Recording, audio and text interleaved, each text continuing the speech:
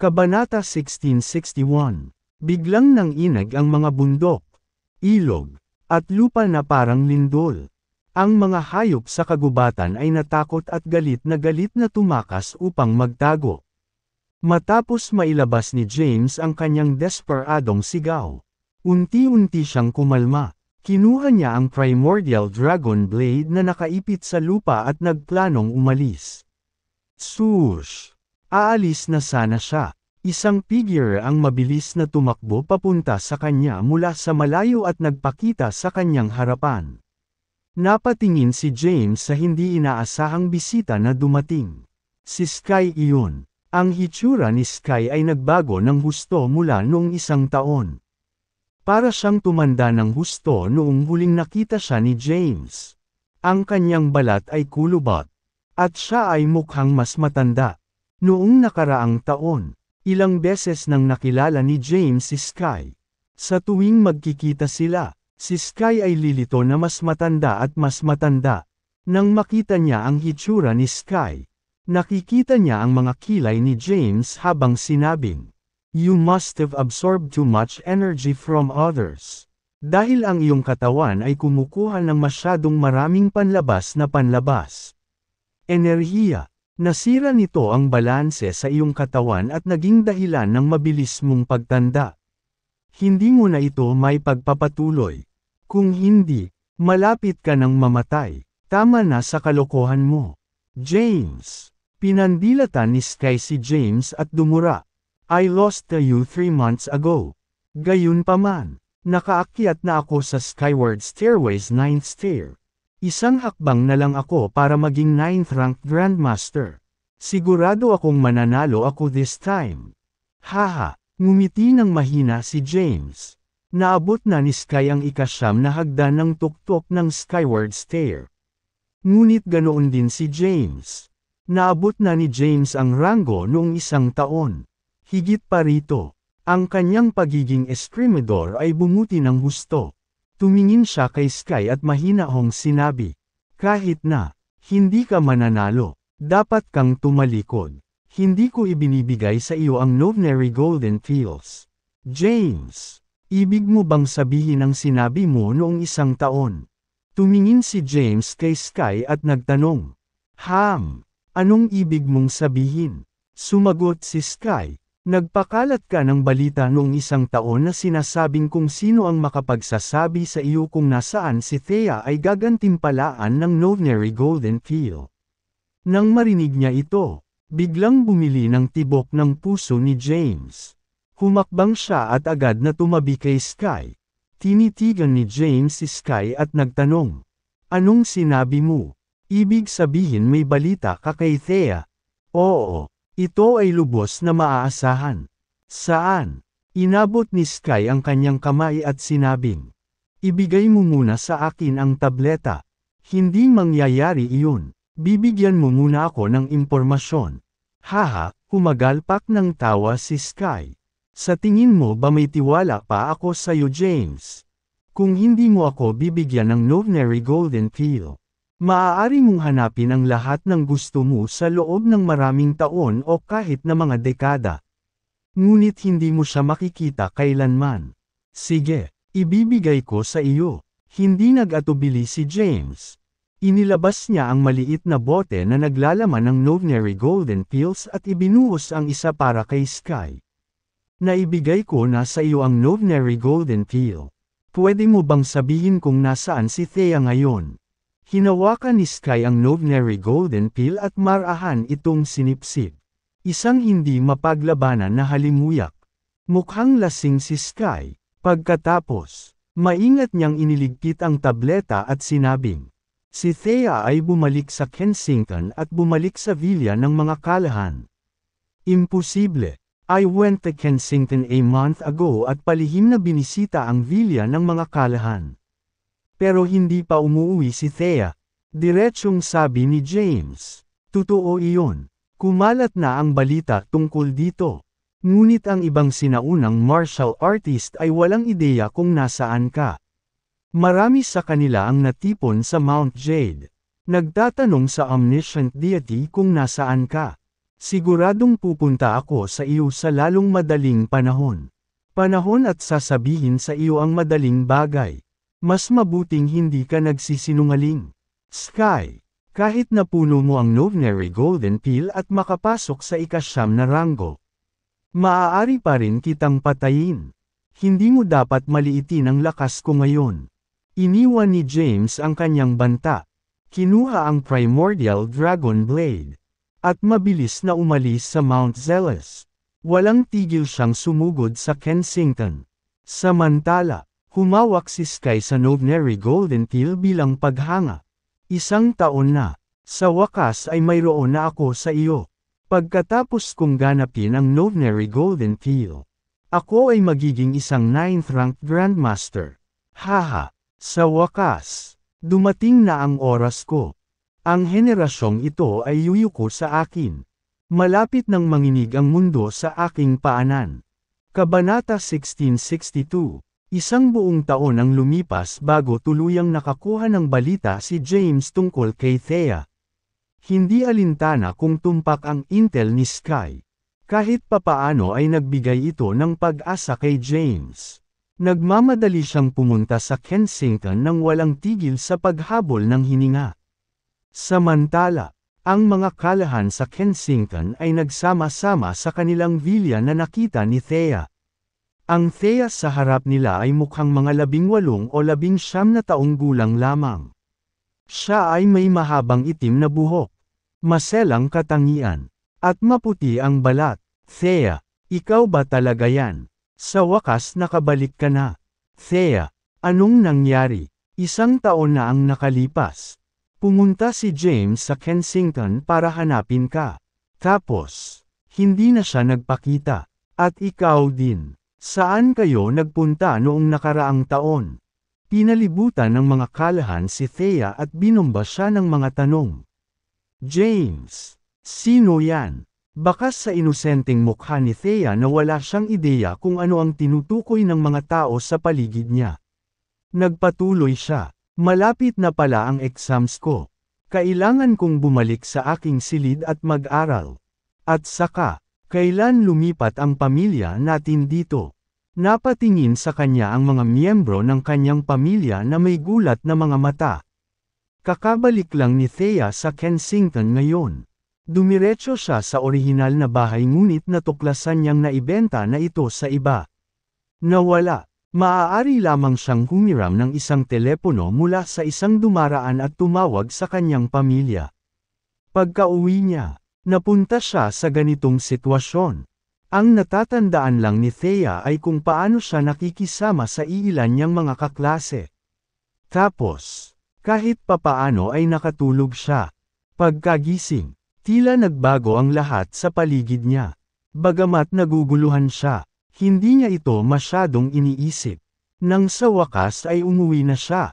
Alam niyang tumanda na ang buong pamilya niya. Maging ang kanyang nakababatang kapatid ay nasa hustong gulang na at lumaki na hindi na niya ito makilala. Tanong ni Gladys, Thea, hindi mo ba talaga naaalala si James? Sabi ni Lex na nakakunot ang noo. Exam. Ano ang pinagsasabi mo? Hindi ba't 10 taon na ang nakalipas? Nawalan ka na ba ng alaala? Naaalala mo lang ba ang mga pangyayari noong nakalipas na taon? Ha? 10 taon na ang nakalipas. Kumunot ang noo ni Thea. Oo, posible kaya iyon? Tanong ni Gladys. Gitling. Iyon ay hindi maaaring, naaalala ko na ito ay katapusan ng linggo kahapon. At lumabas ako para tumambay kasama ang kanilang mga kaklase. Ay, tama, nasa suburbs kami. Din. Nagkaroon ng malaking sunog. At naalala ko. Ako, habang nagsasalita siya, mas lalo siyang nalilito. Hindi na niya maalala ang sumunod na nangyari. Oh, naalala ko na ngayon. Parang bigla akong nakatulog. Napakamot ng ulo si Thea at inosenteng sinabi, Nay, medyo gutom na ako. Utos agad ni Lex. Maghanda ka agad ng pagkain. Salamat, Lolo. Ngumisi si Thea. Nataranta ang mga kalahan. Hinatak ni David ang manggas ni Gladys at bamulong. Ma, I think Thea really lost her memories. Nakalimutan na niya ang lahat ng nangyari sa nakalipas na 11 taon at naaalala lang niya ang nangyari noon. Oo, malinaw sa akin iyon. Ano ang dapat nating gawin ngayon? Nag-aalalang tanong ni Gladys. Nagkibit-balikat si David at sinabing, paano ko malalaman? Bumalik si Thea, pero nasaan si James? Bakit hindi sumama si James sa kanya? Nasaan siya? At ano ang eksaktong nangyari noong nakaraang taon? Sa sandaling lumitaw si Thea sa Kensington. Hindi mabilang sa mga intelligence network ang nakakuha ng impormasyon. Ang balita ng kanyang pagbabalik sa Kensington ay kumalat na parang apoy. Di nagtagal, ang mga sinaunang martial artist mula sa buong mundo ay nagtipon sa Mount Jade. Nagtatanong sa omniscient deity kung nasaan si James. Ang bawat isa ay may parehong layunin na makipagpalitan ng balita para sa isang novenary golden keel. Samantala, nagmamadali na si James sa Kensington matapos marinig ang balita mula kay Sky. Makalipas ang kalahating araw, lumabas si James sa Kensington Airport. Siya ay hanggang balikat ang buhok, nakasuot ng itim na damit, at may dalang mahabang espada. Isang sasakyang militar ang nakaparada sa labas ng paliparan. Ilang armadong sundalo ang nagpakita at pinigilan ang mga tao na pumasok o lumabas sa paliparan. Ang eksena ay nagdulot ng pagkalito sa lahat. Kabanata 1663. Ano ang nangyayari? Bakit ang daming sundalo?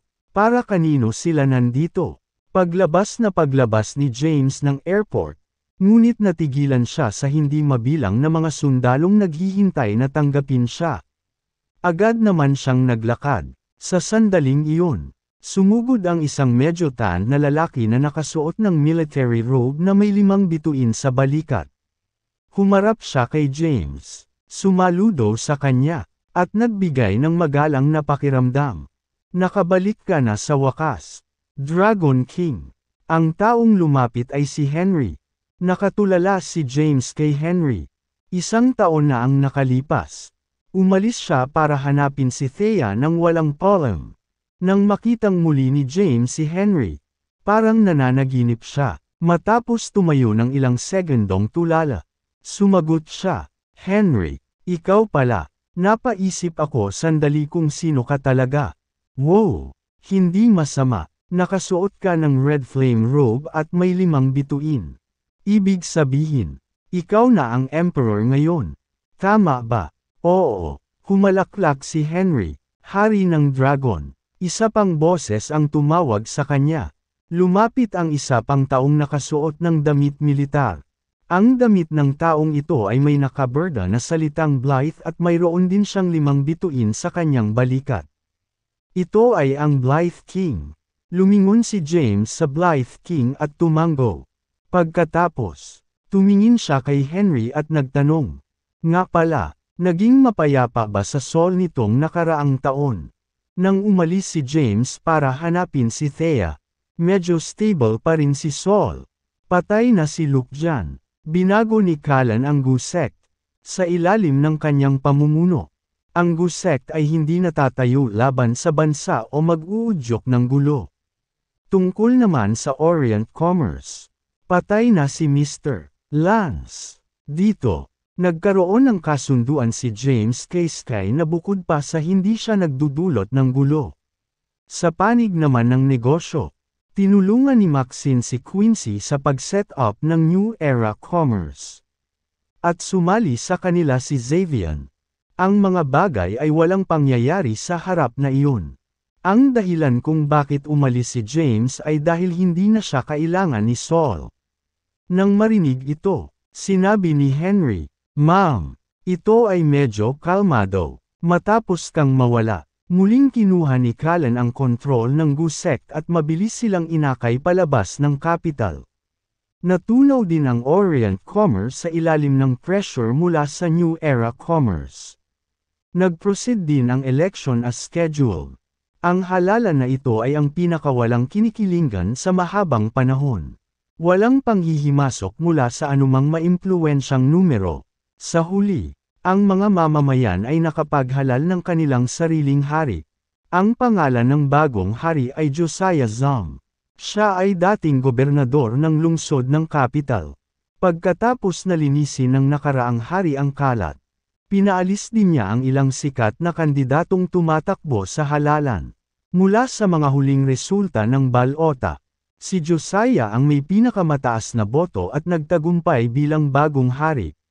Pinahintulutan din ang matandang hari na mamuno kasama si Josiah at tumulong sa kasalukuyang hari sa pamamahala ng mga pambansang gawain. Naging mapayapa rin ang mga hangganan ni Saul. Sa taong ito, inihayag ni Saul ang Z Network sa publiko at dinala nito ang bansa sa pamamagitan ng bagyo. Ang ekonomiya ng ating bansa ay mabilis na umuunlad kumpara sa ibang mga bansa. Maikling inilarawan ni Henry ang kanilang kapansin-pansing pambansang kaganapan kay James. Originally, ikaw dapat ang hari, pero nawala ka. Pagkatapos mong biglang mawala, ang bagong hari ay naluklak at itinaas ako bilang bagong emperador. Samantala, ang iyong mga dating titulo bilang Dragon King ng Southern Plains at ang commander ng Black Dragon Army ay nakalaan para sa iyo sa lahat ng ito. Sige, gumaan ang pakiramdam ni James matapos marinig ang buod ni Henry noong nakaraang taon. James, nandito ka ba para kay Thea? Tanong ni Henry. Ma'am, 1 taon nang nawala si Thea, and I've been looking for her all this time. Nalaman ko lang na bumalik siya sa Kensington kahapon. Kaya nagmadali akong bumalik. Tumango si James at sumagot. Sabi ni Henry, I also specifically pumunta dito after hearing about it. Sinuri ko ang iyong kinaroroonan at nakita kong bababa ka na ng eroplano sa ganitong oras. Kaya nagpunta ako upang hintayin ka. Talaga bang bumalik si Thea sa villa ng mga kalahan sa Kensington? Oo, nakakuha din ng intelligence network ng Red Flame ng impormasyon tungkol dito. Si Thea ay talagang bumalik sa Kensington kahapon ng umaga. Talaga, tuwang-tuwa si James. Kabanata 1664, 1 taon na ang lumipas. 1 buong taon na hinahanap ni James si Thea. This whole time, he failed to find any news about Thea. But just when he was about to give up, bigla niyang nalaman ang location ni Thea. James, nakita ko si Thea sa surveillance footage. Siya nga ay nasa Callahan's Villa. Sabi ni Henry, si James ay labis na natuwa at hindi mahanap ang mga salita upang ipahayag ang kanyang sarili. Tumalikod siya at mabilis na lumabas ng airport. Hinabol siya ni Henry at sinabing, James, ihahatid kita sa villa ng Callahan's. Sige, tumango si James. Inihatid ni Henry si James sa villa ng mga Callahan. Sa villa ng mga Callahan. Lolo, tatay, may problema tayo. May nangyayari sa labas. Si Tommy ay biglang tumakbo papunta sa iba pang mga Callahan. Sa sandaling iyon, lahat ay nagkukumpulan sa paligid ni Thea. Nakasalukuyang kumakain. Tumayo si Lex at itinutok ang tungkod kay Tommy. Sabay-saway sa kanya. Nasaan ang ugali mo? Bakit ka nagkakagulo? Hindi mo ba nakikitang kumakain si Thea? Well. Itinuro ni Tommy ang labas at sinabing, maraming sasakyang militar ang nakaparada sa labas ng aming bahay. Ano? Talaga? Tuwang-tuwa si Lex. Tumayo na rin ang ibang kapamilya. Ang hitsura ng mga sasakyang militar ay bumalik na si James. Nagmamadaling lumabas ang buong pamilya para batiin siya. Si Thea lang ang naiwang naguguluhan sa sitwasyon. Napakamot siya sa ulo at bamulong. Anong nangyayari? Bakit biglang umalis ang lahat? Siya ay nagugutom noon. Kaya hindi niya ito pinansin at nagpatuloy sa pagkain. Bumaba si James sa isa sa mga sasakyang militar na nakaparada sa labas ng gate. Pagkababa niya ng sasakyan ay napansin niya agad ang mga Callahan na naghihintay sa kanya sa gate. Nagmadali siyang lumapit at nagtanong, bumalik na ba si Thea? Nakauwi na ba si Thea? Wala sa mga kalahan ang nakakaalam kung ano ang nangyari. Tumango si David at sumagot. Oo, bumalik si Thea, pero, bago pa man siya makatapos magsalita ay sumugod na si James sa loob ng villa. Pumasok si James sa bahay at nakita niya ang isang inosenteng babae na nakasuot ng puti na tila engrossed sa kanyang pagkain. Nang makita niya si Thea, tumalon sa tuwa ang puso ni James. Tuwang-tuwa siyang naglakad at binuhat siya. Ha! Nagulat si Thea sa lalaking biglang sumugod at niyakap siya habang nasa kalagitnaan siya ng pagkain. Lumipas ang ilang segundo, napasigaw siya at paulit-ulit na hinampas ang balikat ni James. Anong ginagawa mo? Ibaba mo ako. Pervert ka. Pinalo ni Thea ang kanyang katawan at sinigawan siya. Binitawan ni James si Thea. Tumingin ito sa kanya at napaiyak sa tuwa. Thea, buhay ka. Salamat sa Diyos. Salamat sa Diyos na buhay ka pa. Kanina pa kita hinahanap kung saan-saan. Noong nakaraang taon, umakyat ako ng mga bundok at tumawid sa mga ilog. Ngunit wala akong makitang bakas ng iyong kinaroroonan. Hindi mo maintindihan kung gaano ito durog sa puso ko. Ha! Tulala na napatingin si Thea sa lalaking umiiyak sa kanyang harapan. Naisip niya sa sarili, sino ang lalaking ito? Nanay. Nang makitang pumasok si Gladys sa bahay ay agad niya itong tinawag. Tumakbo si Thea kay Gladys at nagtago sa likod niya. Inilabas niya ang maliit niyang ulo at tinitigan si James sa sala. Pagkatapos, maingat siyang nagtanong, Nay, sino ang lalaking ito? Anong meron sa kanya? Tinatakot niya ako. Asawa mo yan, James. Path. Nagpout si Thea at sinabing, hindi naman. Paano ako mapapangasawa ng lalaking ganyan? Ang aking asawa ay dapat na isang matuwid na tao. Paano kaya siya naging napakakulit na tao? Tingnan mo siya. Napakahaba ng kanyang buhok. Gaano na ba katagal mula noong huli niya itong pinutol? Tingnan mo rin ang espadang dala niya. Mukha siyang kriminal. Nagbulala si Thea ng masasakit na pahayag tungkol kay James. Si James ay nagbigay kay Thea ng isang kakilakilabot na unang impresyon. Nang marinig ito, ang mga panga ng mga kalahan ay bumagsak sa sahig sa gulat. Agad na nagdilim ang mukha ni Lex. Ang kasalukuyang katayuan ng mga kalahan ay naging posible lamang dahil kay James. Gayunpaman, dito hindi nakilala ni Thea ang lalaking pinakasalan niya.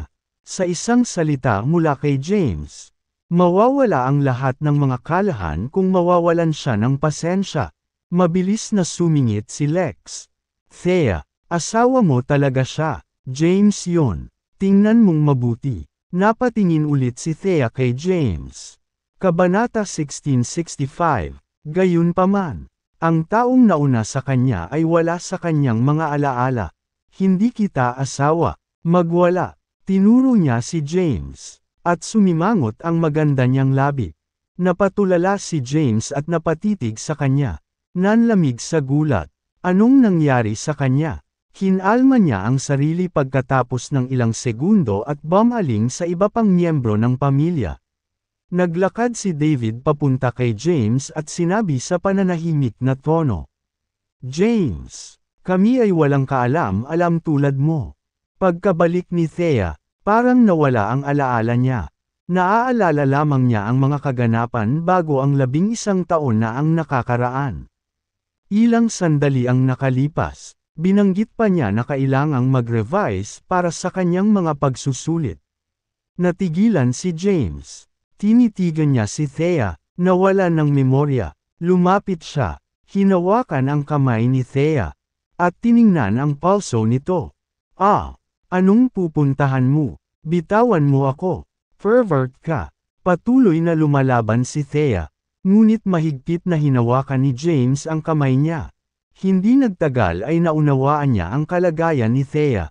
Gumaling na ang katawan ni Thea, at bumalik sa normal ang kanyang dugo. Gayunpaman, ang kanyang mga neuron ay nasira. Sa proseso, na naging sanhi ng pagkawala ng kanyang mga alaala.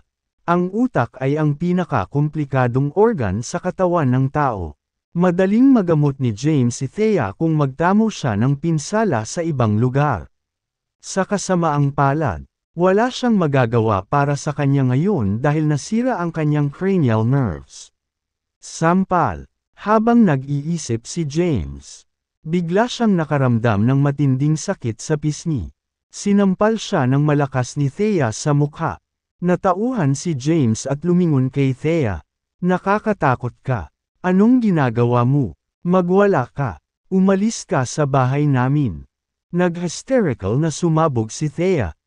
May gustong sabihin si James pero nawalan siya ng masabi. Bulong ni David. James, hindi ka naaalala ni Thea ngayon. Siguro kailangan mo nang umalis sa ngayon. Kung hindi, lalo lang siyang magagalit. Hinayla niya si James palabas ng sala. Tiniyak ni David si James sa labas ng bahay. James, huwag kang mag-alala. Sa kabila ng lahat, ikaw pa rin ang aking kapatid. In-law, hindi ka nakikilala ni Thea sa ngayon. Pero sigurado akong pansamantala lang iyon. Sigurado akong maaalala niya kung sino ka sa lalong madaling panahon. Kahit hindi niya kaya, walang masisisi sa iyo kung bakit ka naghahabol sa ibang babae. Halos hindi may ikot ni James sa utak niya ang lahat. Hindi siya sigurado sa nangyari noong nakaraang taon at kung sino ang nagpagaling kay Thea. At the same time, wala siyang ideya kung bakit nawala ang alaala ni Thea.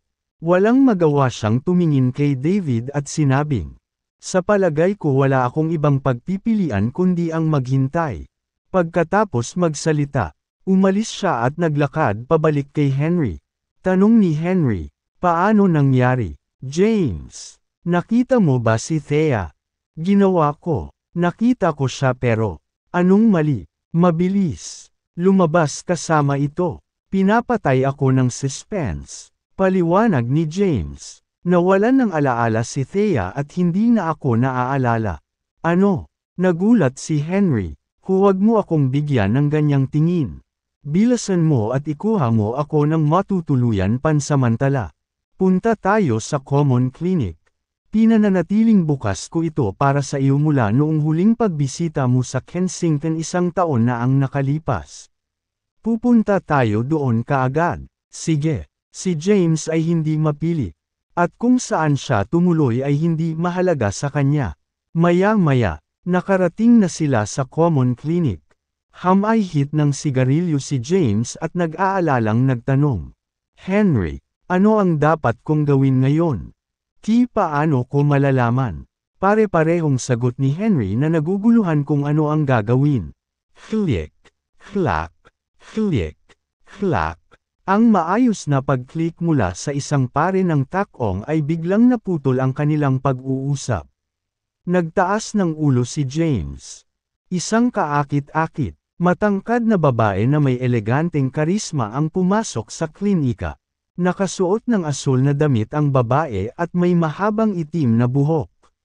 Siya ay may isang makapidjal hiningang voluptuous figure. Maxine, tumayo si James at nagtanong. Anong ginagawa mo dito? Kabanata 1666. Isang taon na ang nakalipas. Kinumbinsi ni Maxine si Thea na umalis. Akala ni Maxine ay magkakaroon siya ng pagkakataon na kasama si James na wala sa picture si Thea. Gayunpaman, naghintay siya ng 1 taon. At wala siyang narinig na balita tungkol kay James.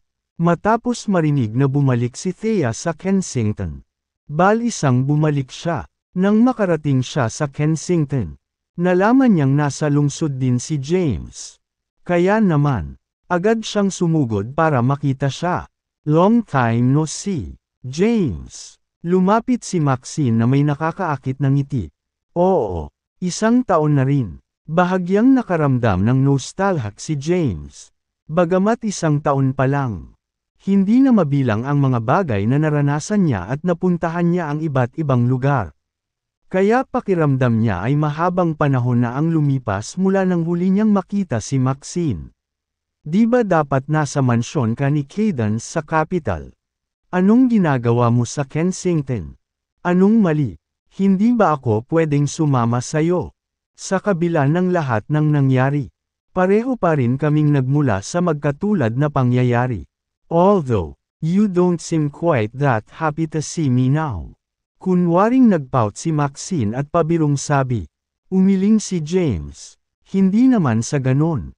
Abala lang ako sa ibang bagay at wala akong oras para i-entertain ka. Kung walang importanteng kailangan mong sabihin sa akin, bumalik ka na sa capital. Tinalikuran ni James ang kanyang bisita. Ayaw niyang masyadong makisali sa ibang babae.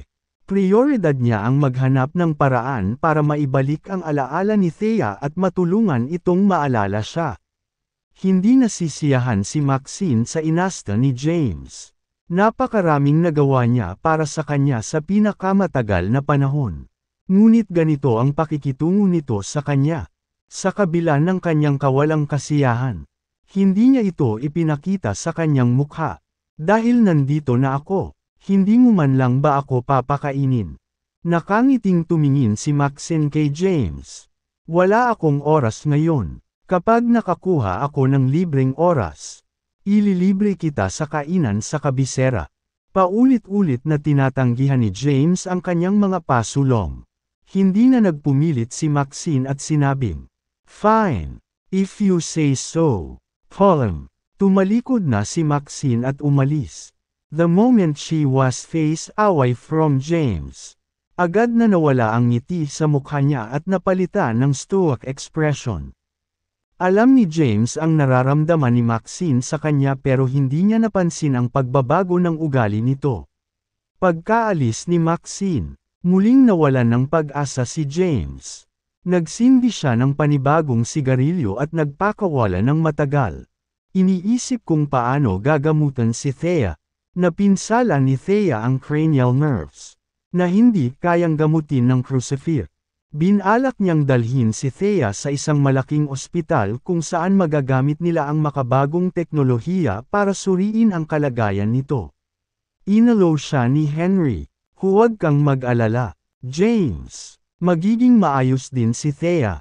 Gulat na sagot ni James. Sana nga. Sa maghapon, nanatili si James sa common clinic. Kinagabihan, na-miss niya si Thea. Kaya tumungo siya sa villa ng mga kalahan. Hindi niya pinaalam ang mga kalahan at tahimik na pumasok sa bahay. Nakaupo si Thea sa isang malaki at malambot na kama sa isang kwarto sa ikatlong palapag ng villa ng mga kalahan. Bakit nagbago ang lahat? Gaano man siya kahirap mag-isip tungkol dito? Hindi niya kayang pagsamahin ang mga piraso. Naalala lang niya ang pagpunta sa suburb para tumambay kasama ang kanyang mga kaibigan. Sa isang gabing iyon, ang lahat ay biglang nagbago. At ang tagal ng panahon ay hindi tumugma sa isa sa kanyang mga alaala. Siya ay tila nabubuhay sa isang realidad 11 taon sa darating mula sa kanyang huling alaala. Saan napunta ang 11 taon ko?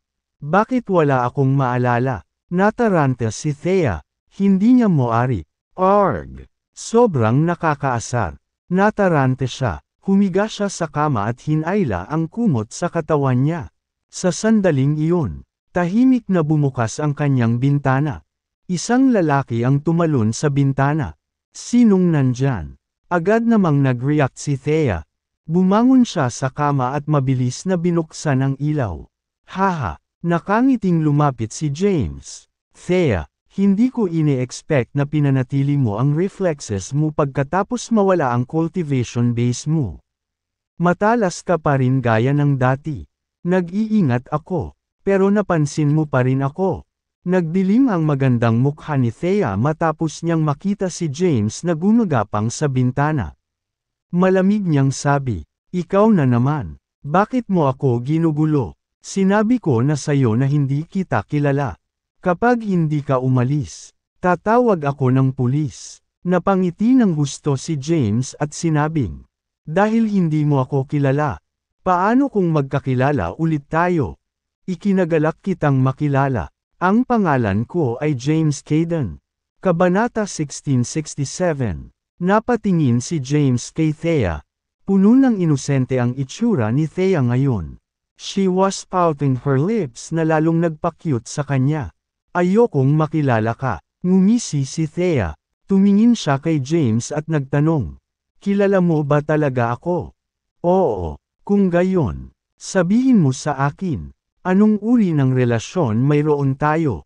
Nalilito at na-curious si Thea kung bakit wala siyang alaala sa nakalipas na 11 taon. Gusto niyang malaman kung ano ang nangyayari. Ngunit walang nagpaliwanag sa kanya. Ikaw ang asawa ko. Seryosong sabi ni James. Mas mabuting huwag mong isipin na samantalahin ang sitwasyon ko. Paano kaya napangasawa ko ang isang tulad mo? Mas gugustuhin kong magpakasal sa iba maliban sa iyo. Hindi makapaniwalang tumingin si Thea kay James. Hindi niya nakilala ang taong nasa harapan niya. Hindi niya alam ang pagkakakilanlan nito. Gayunpaman, natitiyak niyang hindi siya magpapakasal sa isang taong palpak gaya ni James. Naiinis sa kanya ang mahabang buhok nito. Ang tipo niya ay matangkad, alaga, at sakit-akit. James Caden. Biglang bulas ni Thea na parang may naalala. Taga-school ka ba? Ikaw talaga si James Caden sa susunod na klase. Ibinalik ni James ang kanyang mahabang bangs at ipinakita ang kanyang mukha. Ngumiti siya kay Thea at sinabing, "Tama, ako." Gayunpaman, 11 taon na ang nakalipas. Oh, shitty. Ikaw ba talaga? Nagmura si Thea at sinabing, "Ikaw ang pinakamainit na lalaki sa paaralan." Hehe, humalaklak si James at lumapit kay Thea. Sinubukang hawakan ang kamay niya. "Thea, asawa mo talaga ako. Hindi mo ba naaalala ang pagligtas sa akin mula sa apoy? Nasunog ka at lumayo ka sa akin. Bakit ililigtas kita?" Umatras si Thea sa kanya at napanatili ang isang tiyak na distansya sa pagitan nila. Naalala niya si James na Mr. Popular mula sa katabi niyang klase. Siya ay isang tanyag na tao sa paaralan at isang mayayamang bata mula sa mga Caden. Sa kabila noon, hindi pa rin niya ito gusto.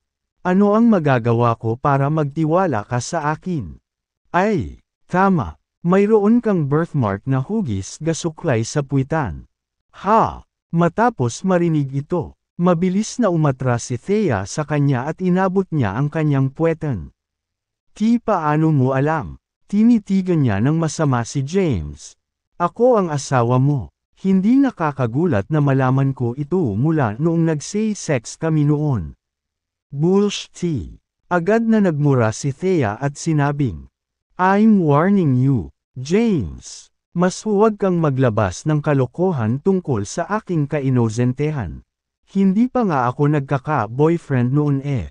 Paano ako nakipag-sex sa'yo? Magwala ka. Umalis ka sa paningin ko ngayon din." "Thea, ako, umalis ka." Galit na galit si Thea. Walang magawang tumingin sa kanya si James. Wala siyang magawa para mangatwiran si Thea sa ganoong kalagayan. Ayaw na niyang palakihin pa ang mga bagay. Kaya naglakad siya papunta sa bintana at umakyat. Mabilis na naglaho sa gabi. Ito ang ikalawang palapag. Paano siya nakaakyat dito? Pagkatapos kumalma, nagdududa si Thea sa may bintana. Pagtingin niya sa labas, nakita niya si James na nakatayo sa kalsada sa labas ng villa. Kumaway siya kay Thea. Nagulat si Thea nang makita siya at mabilis na isinara ang kurtina. Pagkatapos, tumayo siya sa likod ng kurtina. Sabik na tinapik ang kanyang mapagbigay na dibdib. Ramdam na ramdam pa rin niya ang takot kanina. Ti paano niya nalaman na may birthmark na hugis crescent sa puwetan ko? Naging asawa ko ba talaga siya sa 11 taon na hindi ko naaalala? Naguguluhang bulong ni Thea. Agad siyang umiling. No way. Hindi pwedeng totoo yun. Paano ako nakapag-asawa ng ganoong kitukot-takot? Isa lang siyang clingy at nakakadiri na pervert. Hindi ako makapaniwalang niyakap niya pa ako. Ew. Nag-uuting tunog si Thea. Pagkatapos, naglakad siya papunta sa kanyang kama at humiga. Gayunpaman, hindi siya makatulog. Gaano man siya umikot at lumingon. Kabanata 1668. Bumalik si James sa Common Clinic. Pagpasok niya sa clinic, may narinig siyang may kausap sa phone. Mahal kita, Noah. Sige, kailangan ko nang umalis. Narinig kong may bumabalik. Siguradong si James yun. Binababa ko ngayon. Bye. Ibinaba na ni Henry ang telepono nang pumasok si James sa clinic. Agad siyang tumayo at nagtanong. How did it going, James? Nakita mo ba si Thea? Oo, pero pinalayas ako. Napaupo si James ng malungkot. Huwag kang mag-alala, pasensya ka na, kung ayaw mong sabihin ko. James, sa palagay ko ang iyong kasalukuyang hitsura ay hindi nakakatulong sa iyo na mabawi siya. Ganoon ba? Sabi ni Henry. Oo naman. Isipin mo, walang alaala si Thea nitong mga nakaraang taon at tanging naaalala lang niya ang mga pangyayari noong siya ay 18. Nangangahulugan iyon na ang kanyang kasalukuyang kaisipan ay isang 18 taong gulang. Ano sa palagay mo ang gusto ng mga batang babae sa edad na iyon? Gustong-gusto nila ang malinis at kaakit-akit na mga lalaki. Tignan mo ang iyong sarili. Ang gulo mo. Tama ka. Biglang natauhan si James. Hindi niya pinutol ang kanyang taon noong nakaraang taon. Kinabukasan, maagang umalis si James. Pumunta siya sa hair salon. Ginupit ang mahabang buhok na iniingatan niya sa loob ng 1 taon. At binili ang kanyang sarili ng puting suit. Pagkatapos magbihis, mas lalo siyang naging kaakit-akit. Sinunod niya ang mungkahi ni Henry. Pumunta sa florist para bumili ng 79 na roses. At pagkatapos ay pumunta siya sa isang butik para bumili ng mga damit na babagay kay Thea. Pagkatapos, dinala niya ang mga regalo sa villa ni Callahan's. Halos alas 9 na ng umaga nang makarating siya sa villa. Sa oras na iyon, halos lahat ng miyembro ng Callahan ay naruroon. Nang dumating si James ay malugod siyang tinanggap. Masayang tinanggap ni Gladys ang mga regalo at nakangiting sinabi. Tama na ang pagdalaw mo. Hindi mo kailangang kumuha ng mga regalo para sa amin. Pamilya tayo. Hindi na kailangang maging masyadong formal sa amin. Nasaan si Thea? Tanong ni James. Hindi pa siya nagigising. Pupuntahan ko siya. Tumalikod na si Gladys at aakyat na sana para tawagan si Thea. Sa hindi inaasahan, bumaba ng hagdan si Thea. Nakasuot siya ng puting pajama. At medyo magulo ang buhok. Pero maganda ang hitsura niya. Dahil kakagising niya lang. Medyo groggy pa rin siya. Mama, sino po? Anong meron sa lahat ng ingay? Lumingon siya sa bisita at nakita niya si James na nakaupo sa sala. Si James ay ganap na naging ibang tao sa magdamag. Ngayon, siya ay may maikli at maayos na buhok at nakasuot ng puting suit. Si James ay isang martial artist at kayang ilabas ang mga dumi at melanin sa kanyang katawan. Na mas mataas sa kanyang balat na magiging flawless muli. Mukha siyang fair at trim. Nagniningning ng maliwanag at gwapong aura. Mom, sino ito? Hindi siya nakilala ni Thea. Agad na pinulot ni James ang mga bulaklak at iniabot kay Thea na naglalakad palapit sa kanila. Ngumiti siya at sinabing, Hello, Thea. Ang mga ito ay para sa iyo. Noong una, gustong tanggapin sila ni Thea. Pero dahil isang gwapong lalaki ang personal na nagbigay sa kanya ng mga bulaklak.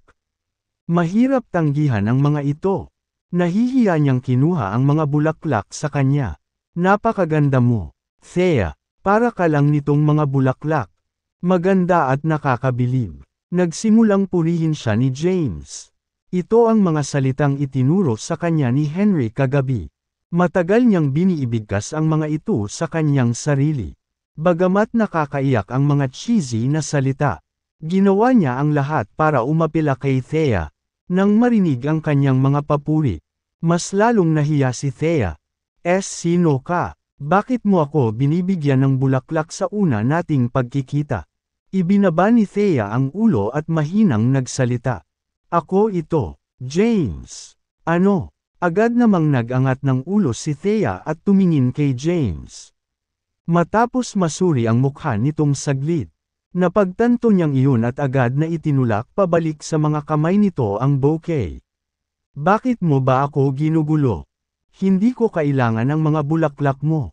Umalis ka. Ayokong makita ka. Hinabol siya ni Thea. Thea, asawa mo si James. Dapat mo siyang tretuhin ng mas mabuti. Tama na, Thea. Ang tagumpay ng mga kalahan ngayon ay salamat kay James.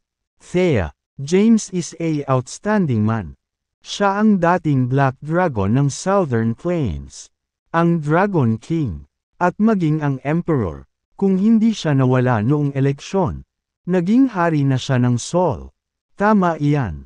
Kung hindi siya nawala, naging hari na sana siya. At naging reyna ka na sana niya. Ang mga kalahan ay nagsalita lahat para kumbansihin si Thea. Kabanata 1669. Anong kalokohan ang pinagsasabi mo? Dragon King at Emperor. Kumunot ang noo ni Thea sa kakaiba at hindi pamilyar na termino.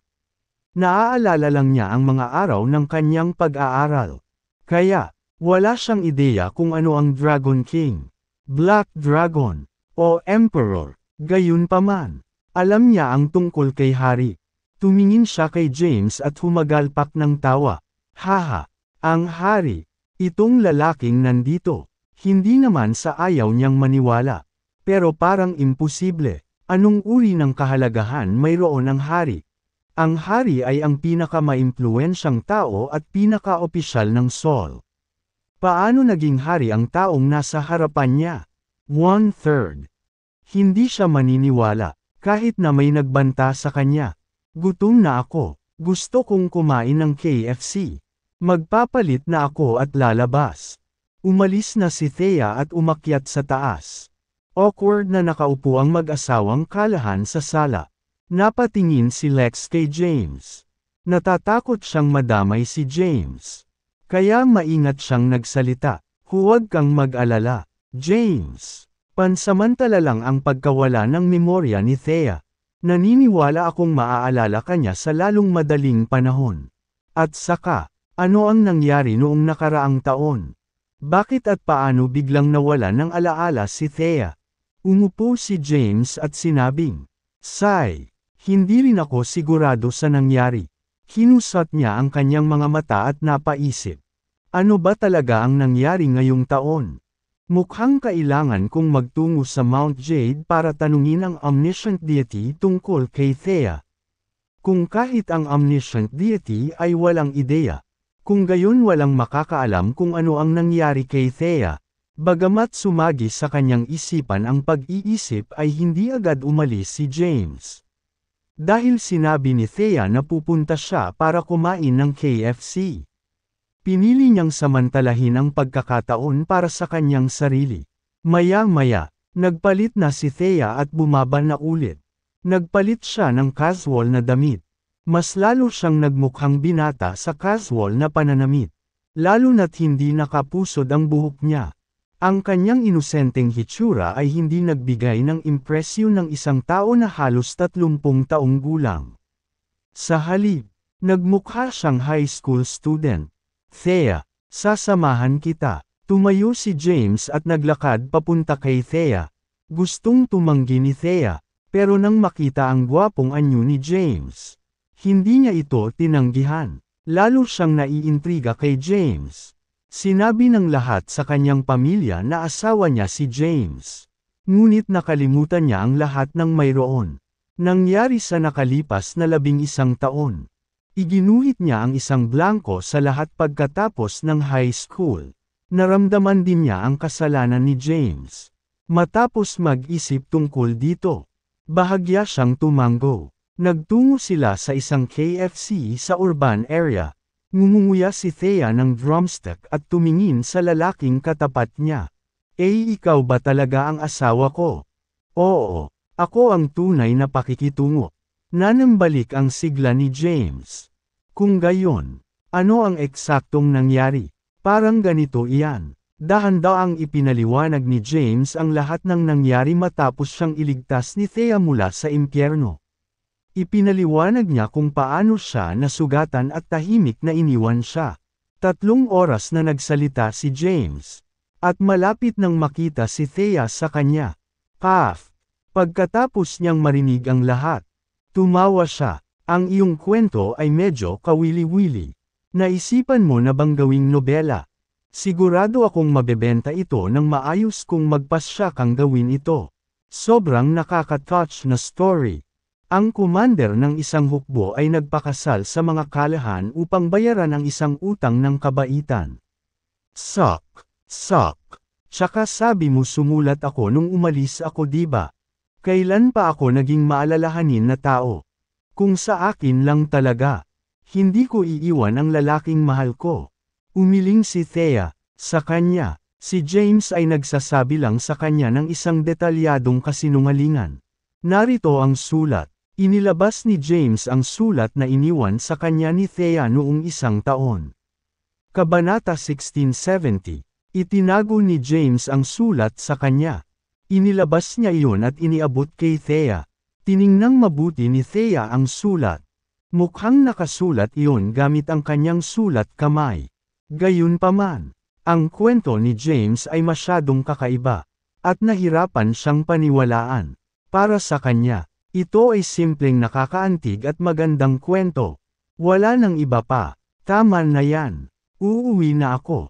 Pagkatapos niyang magsalita ay tumayo siya at umalis. Mukhang walang magawa si James. Sa kabila ng maraming sinabi, hindi kumbinsido si Thea. Tila tuluyan na niyang nakalimutan ang tungkol sa kanya. Pinagmasdan niya ang silhouette ni Thea habang paalis ito. Alam ni James na hindi siya maaaring kumilos ng walang ingat. Kailangan niyang malaman kung ano ang nangyari kay Thea noong nakaraang taon at kung ano ang naging dahilan ng pagkawala ng mga alaala nito. Kailangan niyang hanapin ang omniscient deity para malaman kung ano ang nangyari. Hindi na nagtagal si James at lumabas na ng shop. Kinuha niya ang phone niya at tinawagan si Henry. Ayusin mo ako ng private plane. Kailangan kong umalis sa Kensington saglit. Sige. Walang tanong si Henry at agad na nag-ayos ng private plane para kay James. Makalipas ang kalahating araw, dumating si James sa paanan ng Mount Jade. Siya ay humakbang pasulong, at ang kanyang katawan ay lumutang paitaas na parang multo, na agad na umabot sa bahagi ng bundok. Hindi nagtagal, nakarating siya sa gate ng Jade Sect. Ginoo, Hayden. Sa sandaling lumitaw si James. Magalang na tinanggap siya ng mga alagad ng Jade Sect. Nasa paligid ba ang omniscient deity? Siya ay nasa closed-door meditation sa likod ng bundok. Diretso ako sa kanya. Sinabi lang ni James ang kanyang layunin at dumiretso sa likod ng bundok ng Jade Sect. Sa bundok sa likod ng Jade Sect, ang omniscient deity ay nakaupo sa isang bato sa ibabaw ng isang bangin na may isang piraso ng dayami sa kanyang bibig. Sa wakas nandito ka na. Nang hindi lumingon, sinabi ng omniscient deity, matagal na akong naghihintay para sa iyo. Lumapit si James at nagtanong, alam mo bang pupuntahan kita? Inasahan ko ito ng ilang sandali ngayon.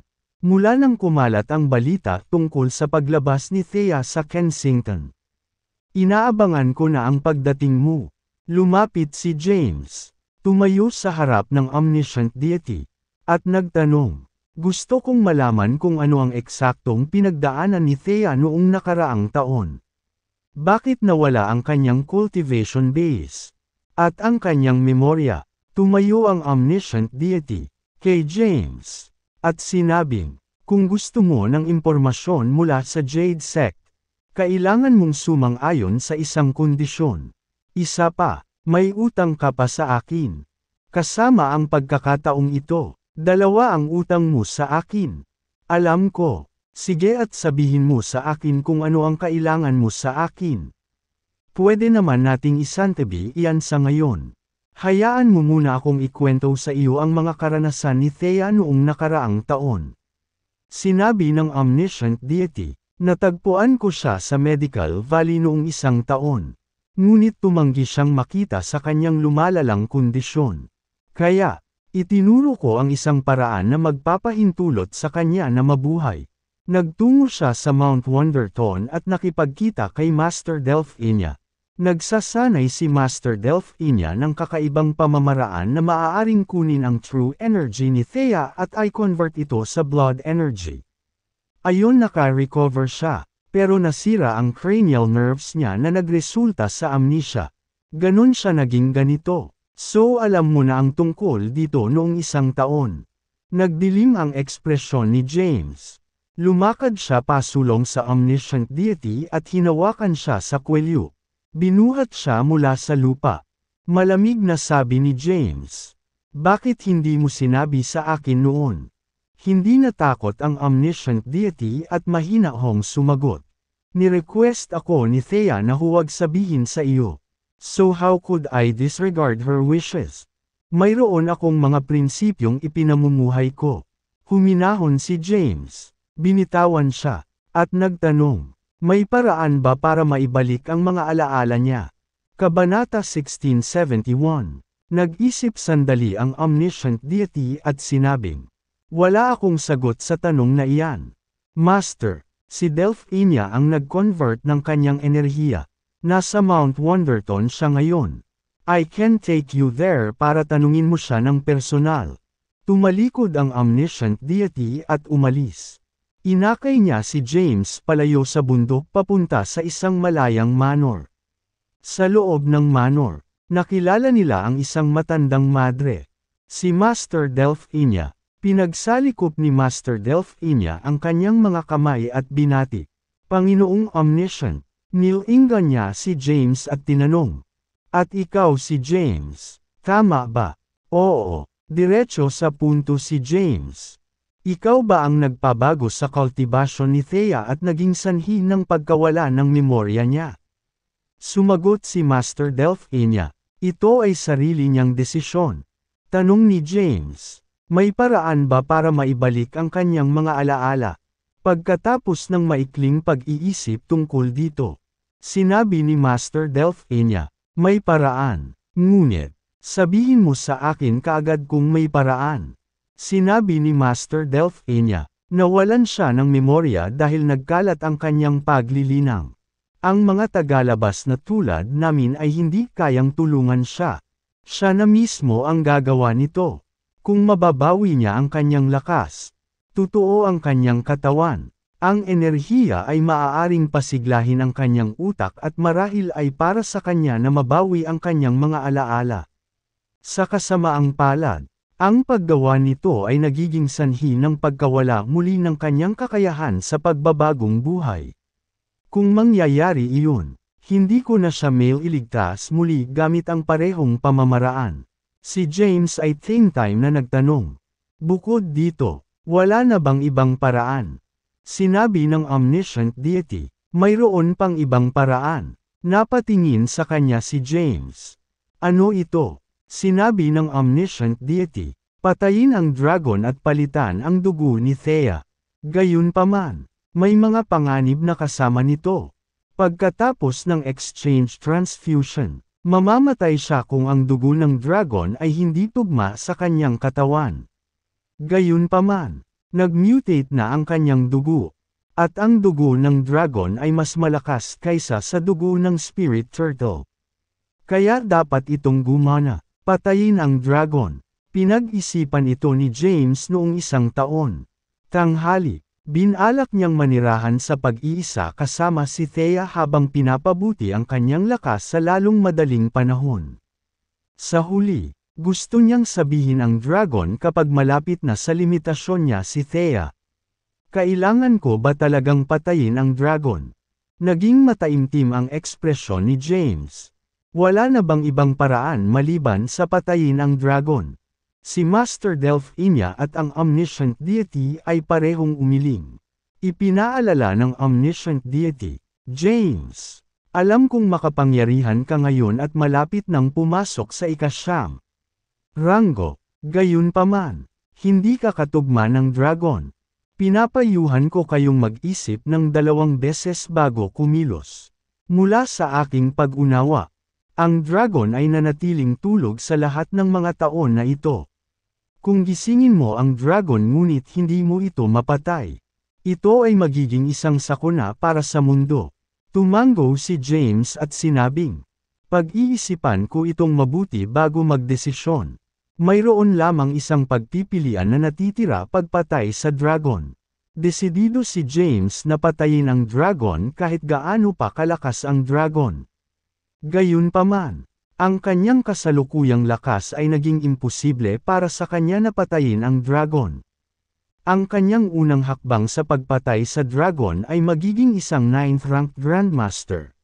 Buti na lang at mayroon pa siyang Novenarie Golden Pills. Balak niyang uminom ng isa pang tableta para palakasin muli ang kanyang lakas. Lord Omniscient, gusto kong humiram ng isang lugar na matutuluyan sa Jade Sect saglit. Dahil ligtas si Thea, pansamantalang mapapanatag si James. Nagplano siyang magnilay-nilay sa pag-iisa, sumipsip ng Novenarie Golden Pill, at makapasok sa ika-9 na ranggo. Pagkatapos, lalabas siya upang patayin ang dragon. Gawin ang gusto mo. Sinenyasan ng omniscient deity si James na nagpapatuloy. Itinuro ni James, tulungan mo akong maglabas ng balita na sinumang maglakas loob na hawakan si Thea habang ako ay nagmumuni-muni sa pag-iisa ay mapapawi ang kanilang buong pamilya. Bagamat mukhang maayos si Thea, nag-aalala si James na mahuhuli siya ng ibang sinaunang martial artist para bantayin siya at gamitin siya ng kapalit ng Novenarie Golden Pill. Sinabi ng omniscient deity, kung gusto mo, sa kabila noon. Nag-alala pa rin si James at muling sinabing, marami kang koneksyon, kaya alam mo kung nasaan si Callan. Magpadala ng mensahe para sa akin. Sabihin mo sa kanya na protektahan muna si Thea sa ngayon. Sabihin mo sa kanya na ako ang humingi ng pabor. Sa hinaharap, babayaran ko siya para dito. Kabanata 1672. Ang omniscient deity ay hindi nasisiyahan sa pagiging inutusan ni James. Siya ay nasa negosyo ng Intel. Hindi tumatakbo para sa iba. Hindi mo ako subordinate. James, sino ka para utusan ako? Tumingin siya kay James na nakakunot ang noo. Sinulyapan siya ni James at sinabing, dapat itong isang maliit na bagay para sa iyo. Tama ba? Napaka-trivial talaga. Sige, minsan lang kita tutulungan. Itinuro ng omniscient deity ang isang patio at nagpatuloy sa pagsasalita. Maaari kang manatili doon pansamantala. Sige, marahang tumango si James. Tapos, tumalikod na siya at naglakad paalis. Pagkaalis ni James, ang omniscient deity ay ngumiti habang bumubulong. Siguradong mayabang ang batang ito. Lumapit si James sa looban na itinuro sa kanya ng omniscient deity at pumasok sa bahay na nakatayo doon. Napakasimpleng layout ng bahay na may lamang kama at upuan. Naka-lotus position si James sa kama at kumuha ng Novenarie Golden Pill. Nakakuha siya ng 7 Novenarie Golden Pills mula sa King Quavon's Mausoleum noong 1 taon. Inubos niya ang isa at binigay niya ang isa kay Sky. May 5 Pildores pa. Nagplano siyang kumuha ng isa pa. Ang kanyang lakas ay umabot na sa ika-9 na hagdan ng Skyward Stairway. At isang hakbang na lang siya mula sa pagiging isang 9th-ranked Grandmaster. Isinaaktibo niya ang pamamaraan ng paglilinang ng 9 Scriptures of Ordeals. At 9 na ang enerhiya ng tumagos mula sa kanyang laman at buto. Mabilis na natipon sa kanyang elixir field. Ang mga enerhiya ay mabilis na nagbago sa true heavenly yang energy. At ang enerhiya na nakapaligid sa kanya ay mabilis na tumaas. Ang omniscient deity at Master Delphina ay nag-uusap pa rin ng ilang bagay sa hindi kalayuan. Bigla silang nakaramdam ng malakas na enerhiya na dumaloy sa kanila. Tumingin ang omniscient deity sa looban at nakakunot ang noo niyang sinabi. Malakas talaga si James. Umakyat na siya sa Skyward Stairway's 9th stair. Sinabi ni Master Delphina, nakuha niya ang Novenarie Golden Pills mula sa King Quavon's Mausoleum noong 1 taon. Dapat ay nakakonsumo siya ng isa noong nakaraang taon. Malamang may balak siyang kumuha ng isa pa para mag-break. Hanggang sa ika-9 na ranggo upang patayin ang dragon. Hindi ito magiging ganoon kadali. Sumagot ang omniscient deity. Paano naging napakadaling tumapak sa ika-9 na ranggo? Kahit na ang Novenary Golden Pills ay maaari lamang tumaas ang true energy at cultivation ng isang tao. Pinag-uusapan natin ang tungkol sa mga ranggo. Hindi ang paglilinaw ng isa. Ang isang tao na naabot ang kanyang limitasyon sa paglilinaw ay hindi na ito madadagdagan pa. Sinasabi mo na hindi siya makakapasok sa ika-9 na ranggo. Tanong ni Master Delphania. Sinabi ng omniscient deity. Hindi ito ganap. Depende sa comprehension niya. Sa sandaling iyon, pinakilos ni James ang lahat ng kanyang lakas at sinubukang makapasok sa paligid na ranggo. Pakiramdam ni James ay nasa labas siya ng courtyard. At may lumabas na hagdan sa harapan niya. Hakbang-hakbang siyang umakyat sa hagdan. Inakyat niya ang una, pangalawa, pangatlo, ika-7, ika-8, at ika-9 na hagdan. Hindi nagtagal, nakarating siya sa ika-9 na hagdan. Sa pagtapak sa 9th stair, pakiramdam niya ay nagbago ang mundo sa paligid niya. Nararamdaman niya ang paligid. Pagtingin niya sa langit, nakita niya ang isang kulay abong layer ng kapaligiran.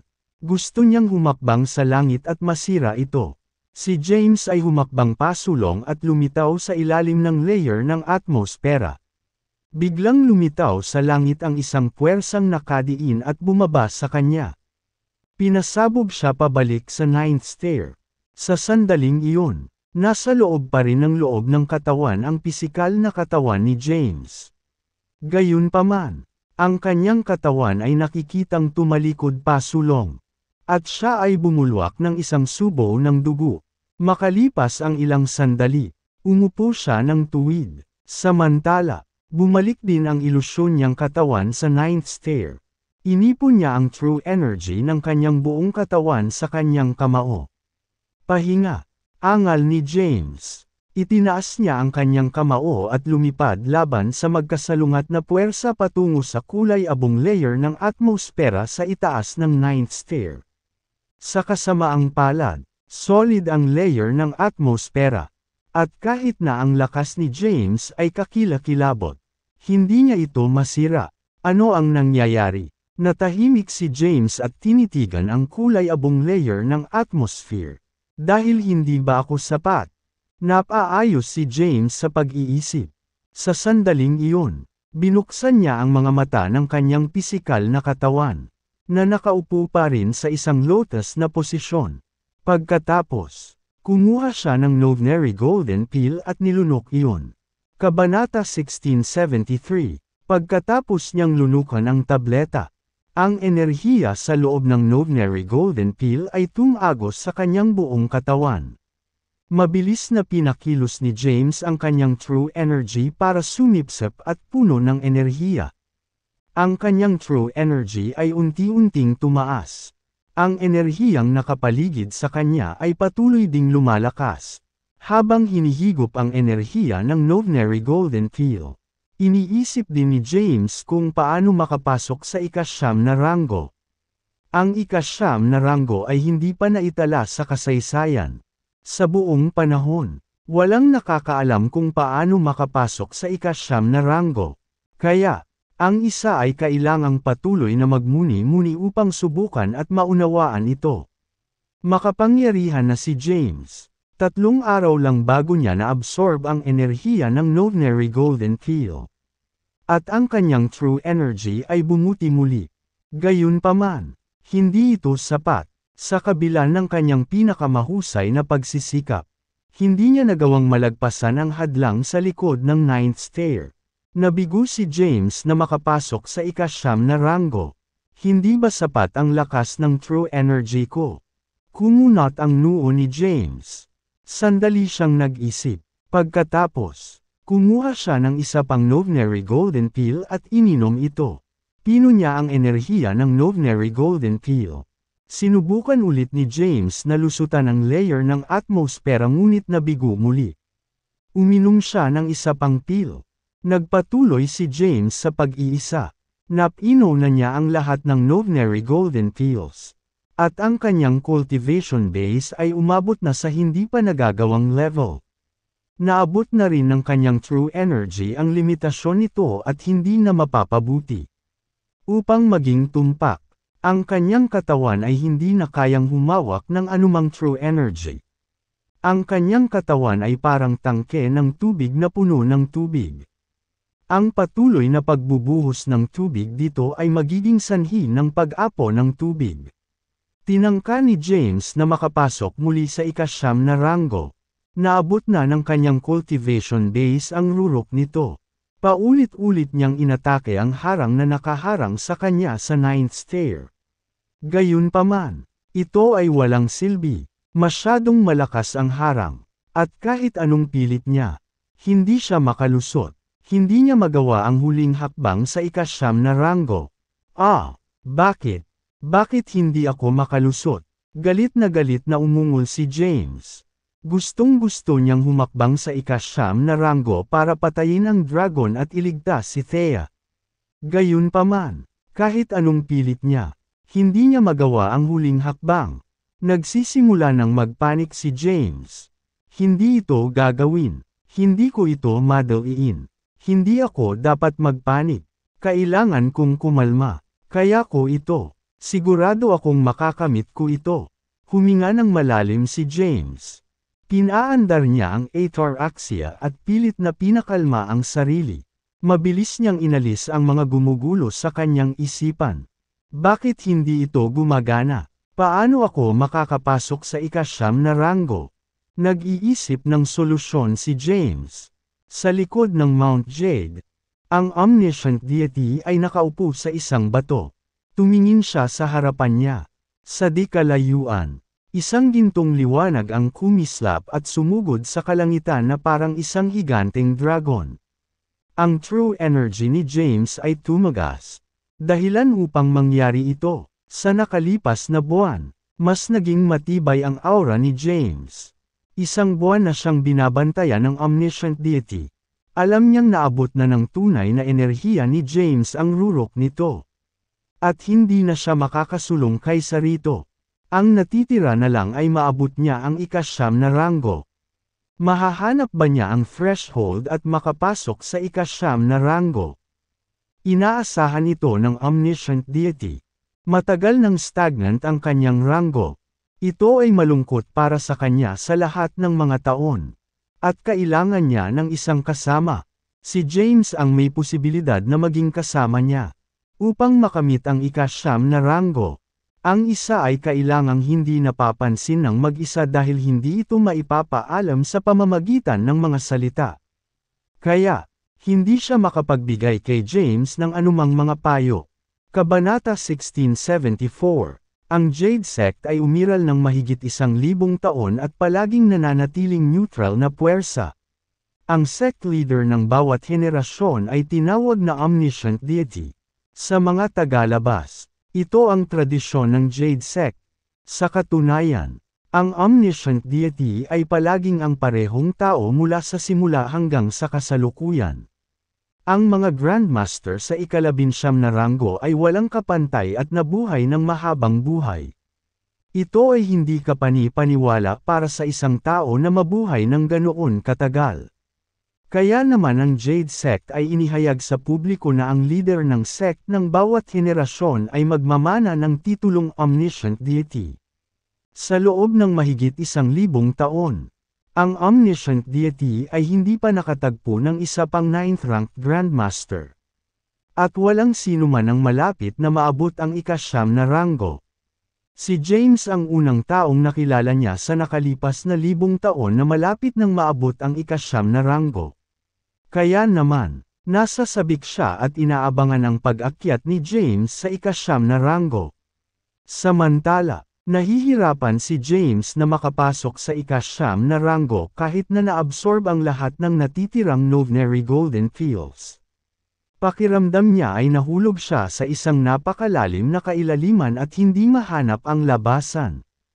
Ang pag-alis sa bangin ay katumbas ng paghakbang sa ika-9 na ranggo. Anong gagawin ko? Natarante si James. Susubukan ko ito ng isang huling pagsubok. Ginawa ni James ang lahat ng kanyang lakas. At siyam na alo ng true energy ang nagsama-sama upang bumuo ng true heavenly yang energy. Ang enerhiya ay tumagos sa kanyang buong katawan at natipon sa kanyang mga kamao. Hinampas niya ng buong lakas ang harang. Tinangka niyang basagin ang harang sa harap ng ninth stair. Boom! Isang mahinang pagsabog ang umalangaw sa katawan ni James. Nang salakayin niya ang hadlang, isang napakalaking puwersa ang bumagsak sa kanya. At ang kanyang true energy ay umatras, na nagdulot ng pagsabog sa loob ng kanyang katawan. Buti na lang at pambihirang ranggo siya. Namatay sana ang ibang martial artist na may mas mababang ranggo matapos makaranas ng true energy explosion. Para naman kay James, umikot ang kanyang true energy. Dahilan para bumulwak ang kanyang blood energy. Hindi napigilan ni James ang isang subo ng dugo. Yung batang yun. Napansin ng omniscient deity ang paghina ng enerhiya ni James at agad na naunawaan na nabigo si James sa kanyang pagtatangka. Inaasahan na bagsak siya. Napakabata pa niya. Sa loob ng libo-libong taon. Siya ang unang taong nakaabot sa kanyang kasalukuyang ranggo. Natagpuan ng omniscient deity na napakanormal ng pagkabigo ni James. Magiging himala para sa kanya na makatungtong sa ika-siyam na ranggo ng ganoon kadali. Kumurap-kurap ang kanyang katawan.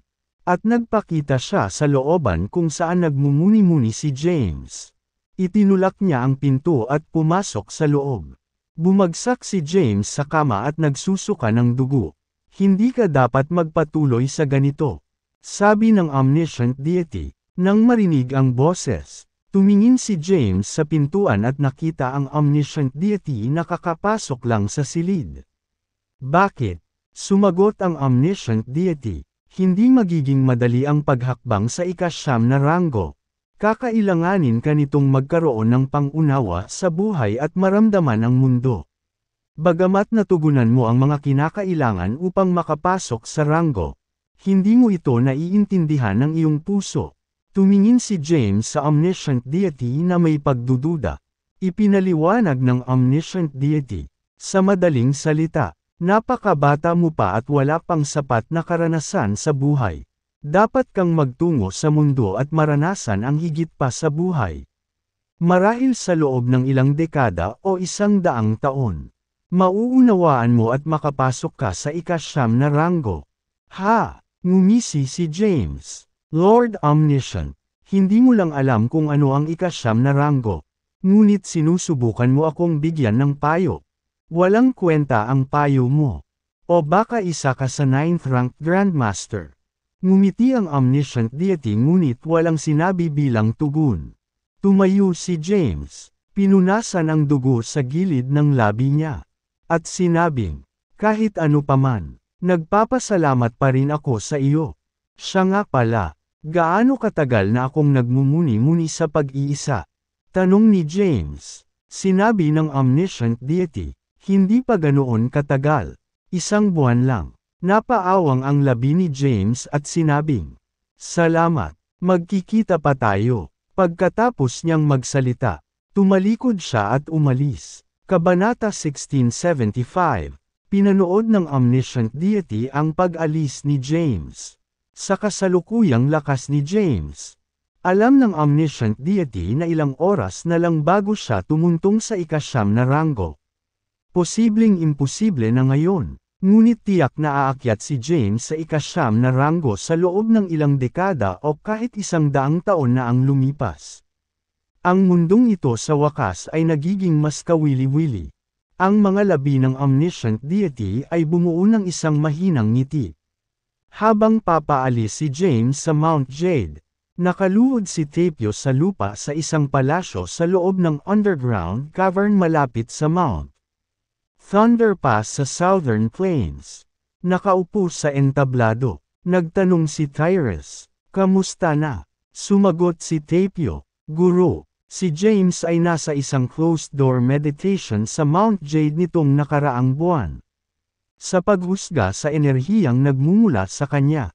Tiyak na naabot na niya ang tuktok ng Skyward Stairway's 9th stair. Kung nasira ba siya sa ika-9 na ranggo? Hindi ko matiyak. Marahang tumango si Tyrus at sinabing, "Sige, siya na ang pinakasikat na martial artist na mayroon kami sa loob ng 1,000 taon." Hindi ganoon kadali ang tumuntong sa ika-9 na ranggo. Bata pa siya at wala pang sapat na karanasan sa buhay. Hindi perpekto ang kanyang kasalukuyang buhay. At marami siyang pangarap na hindi niya naabot. Kapag mayroon siyang sapat na karanasan, natural na aakyat siya sa ika-9 na ranggo. Tanong ni Tapio, "Master, hindi ko maintindihan kung bakit maganda ang pakikitungo mo kay James. Wala na siyang kapantay, at nakita ka pa rin sa kanya. Dagdag pa, alam mo na ang tungkol sa mahimalang Novenary Golden. Kios, bakit hindi mo kinain ang mga ito? Bakit mo itinuro si James dito?" Bago pa siya matapos magsalita ay naputol na siya. "Malalaman mo kung ano ang pinapayagan kang malaman. Ngunit huwag magtanong tungkol sa mga bagay na hindi mo dapat malaman." "Naiintindihan." Nilunok ni Tapio ang natitirang salita. "Tama na. Na-dismiss ka." Patuloy na pagmasdan si James. Kung walang anuman sa kuna, tiyak na naabot din ni Sky ang isang katulad na ranggo bilang James. May kasunduan silang dalawa, at dapat ay pinaplano ni Sky na i-provoke ang Blood Race. Palihim na sundan si James at iulat sa akin ang bawat kilo niya. Marahang iwinagayway ni Tyrus ang kanyang kamay. Naiintindihan. Tumayo si Tapio, tumalikod, at umalis. Pagkaalis niya, tumayo si Tyrus at naglakad papunta sa palasyo sa loob ng kuweba sa ilalim ng lupa. Hindi nagtagal, narating niya ang pinakamalalim na bahagi ng yungib. May isang marangyang palasyo na nakatayo doon. Ang mga dingding ng palasyo ay pinalamutian ng mga maningning na bato, na ginagawa itong parang araw sa madilim na palasyo. Pumasok si Tyrus sa isang silid at tumawag, "Ama, pasok ka." Isang mahina at marupok na boses ang umalangaw mula sa loob ng silid. Itinulak ni Tyrus ang pinto at pumasok sa loob. Medyo walang laman ang kwarto at wala man lang kami. Isang lalaking mukhang 30 taong gulang na may mahaba at puting buhok ang nakaupo sa banig sa sahig. Namumula ang kanyang mukha, ngunit lumubog ang kanyang mga mata, at mukhang marami na siyang pinagdaanan. "Pare, matagal na akong hindi nakakabisita sa iyo," sabi ni Tyrus. Ang taong nakaupo sa banig ay tumingin kay Tyrus at mahinang nagtanong, "Any important happens in the outside world recently?" "Nandito ako para i-update ka, Ama." Ang huling beses na bumisita si Tyrus ay 100 taon na ang nakalilipas. Ang kanyang ama ay nagbubulay-biyalay sa pag-iisa, at hindi siya nang ahas na abalahin siya maliban kung ito ay mahalaga. 100 taon na ang nakalipas. Si Saul ay nahuli sa digmaan, at nagkaroon ng labanan laban sa Gusek. Dumating si Tyrus para iulat ang lahat ng nangyari. Mula ng labanan ng Gusek 100 taon na ang nakakaraan. Nagsimulang isalaysay ni Tyrus ang mga pangyayari sa nakalipas na 100 taon. Nagsimula siya sa mga pangyayari 100 taon na ang nakararaan. Pagkatapos ay tungkol sa Mount Thunder Conference at ang pagpatay sa Spirit Turtle. Bukod pa riyan, nagsalita rin siya tungkol sa paglaki nina Thea at James. Si Thea ay kinuha at na-convert ang kanyang cultivation base. Bilang resulta, nawala ang kanyang memorya, habang ang kanyang cultivation base ay isinama sa kanyang dugo. Kaya, hindi ito nawala, hanggat na ibabalik niya ang kanyang memorya at muling sinisipsip ang enerhiya sa kanyang dugo. Ang kanyang lakas ay makakabawi sa loob ng ilang buwan. Si James naman, 1 taon na ang nakakaraan mula nang makuha niya ang Novenary Golden Pills. At ang lakas niya ay umabot na sa peak ng Skyward Stairway's 9th stair. 1 hakbang na lang ang layo niya sa ika-9 na ranggo. Nagnilay-nilay si James sa Mount Jade sa loob ng isang buwan. Noong una ay naisip niya na maaari siyang pumasok sa ika-9 na ranggo kapag naabot na niya ang limitasyon ng kanyang cultivation base. Gayunpaman, ang pagpasok sa ika-9 na ranggo ay mas komplikado kaysa sa naisip niya. Sa kabila ng pag-abot sa limitasyon ng kanyang lakas, hindi pa rin siya makapasok sa ika-9 na ranggo. Kaya lang niyang sumuko pansamantala. Umalis si James sa Mount Jade. Pagkaalis niya sa hanay ng Mount Jade ay hinarang siya ng isang binata. Ang lalaki ay mukhang mga 30 taong gulang. Mahaba ang buhok niya at nakasuot ng cyan na damit. Agad naman siyang nakilala ni James. Siya si Sky. Nagsalubong ang mga kilay ni James. Masasabi niyang napino na ni Sky ang Novenery Golden Pill matapos itong matanggap. Naabot na ng kanyang cultivation base ang limitasyon nito. Kaya, ang side effect ng pagsipsip ng enerhiya mula sa iba ay dapat na naresolve din. Tumingin si James kay Sky na nakakunot noo at nagtanong, "What do you want?" Nagtanong si Sky, "James, naaalala mo ba ang pangako mong pupunta ako sa ibang bansa para harapin ang blood race?" Tumango si James at sinabing, "Ma'am, naalala ko yung sinabi ko. Magtanong ka lang. Sasamahan kita agad para harapin ang blood race." Ito ang kasunduan ni James kay Sky. Susundan niya si Sky para harapin ang blood race. Gayunpaman, kailangang sumuko si Sky sa Orient Commerce at hindi na magdulot ng gulo. Ito ay kung paano na ibalik ang kapayapaan kay Saul. Kung hindi, maaaring hindi tiyak ang hari ng halalan noong nakaraang taon. Ngayon na ang oras. Tumingin si Sky kay James at sinabing, "I need you to come with me to face the blood race right now." Hindi naintindihan ni James ang gusto ni Sky mula sa blood race. "Aniya, maaari akong sumama sa iyo. Ngunit kailangan mong sabihin sa akin kung ano ang plano mong gawin doon. Ayokong sundan ka ng bulag doon. Hindi mo kailangang alalahanin iyon. Ang kailangan mo lang gawin ay sundin ako at gumawa ng isang hakbang kapag sinabi ko sa iyo." Hindi ipinaliwanag ni Sky ang kanyang motibo. Dahil ayaw niyang magsalita, hindi na nagpumilit si James. Matapos mag-isip ng ilang sandali, sinabi niya, "Hindi ako makakapunta ngayon. Kailangan kong magtungo sa Kensington. Paano kung dumating ka? Ako ulit pagkatapos kong masiguro ang kaligtasan ni Thea sa Kensington. Sasamahan kita pagkatapos nito. Sige, bibigyan kita ng kalahating buwan. Pagkatapos, pupunta ako sa Kensington para makilala ka ulit."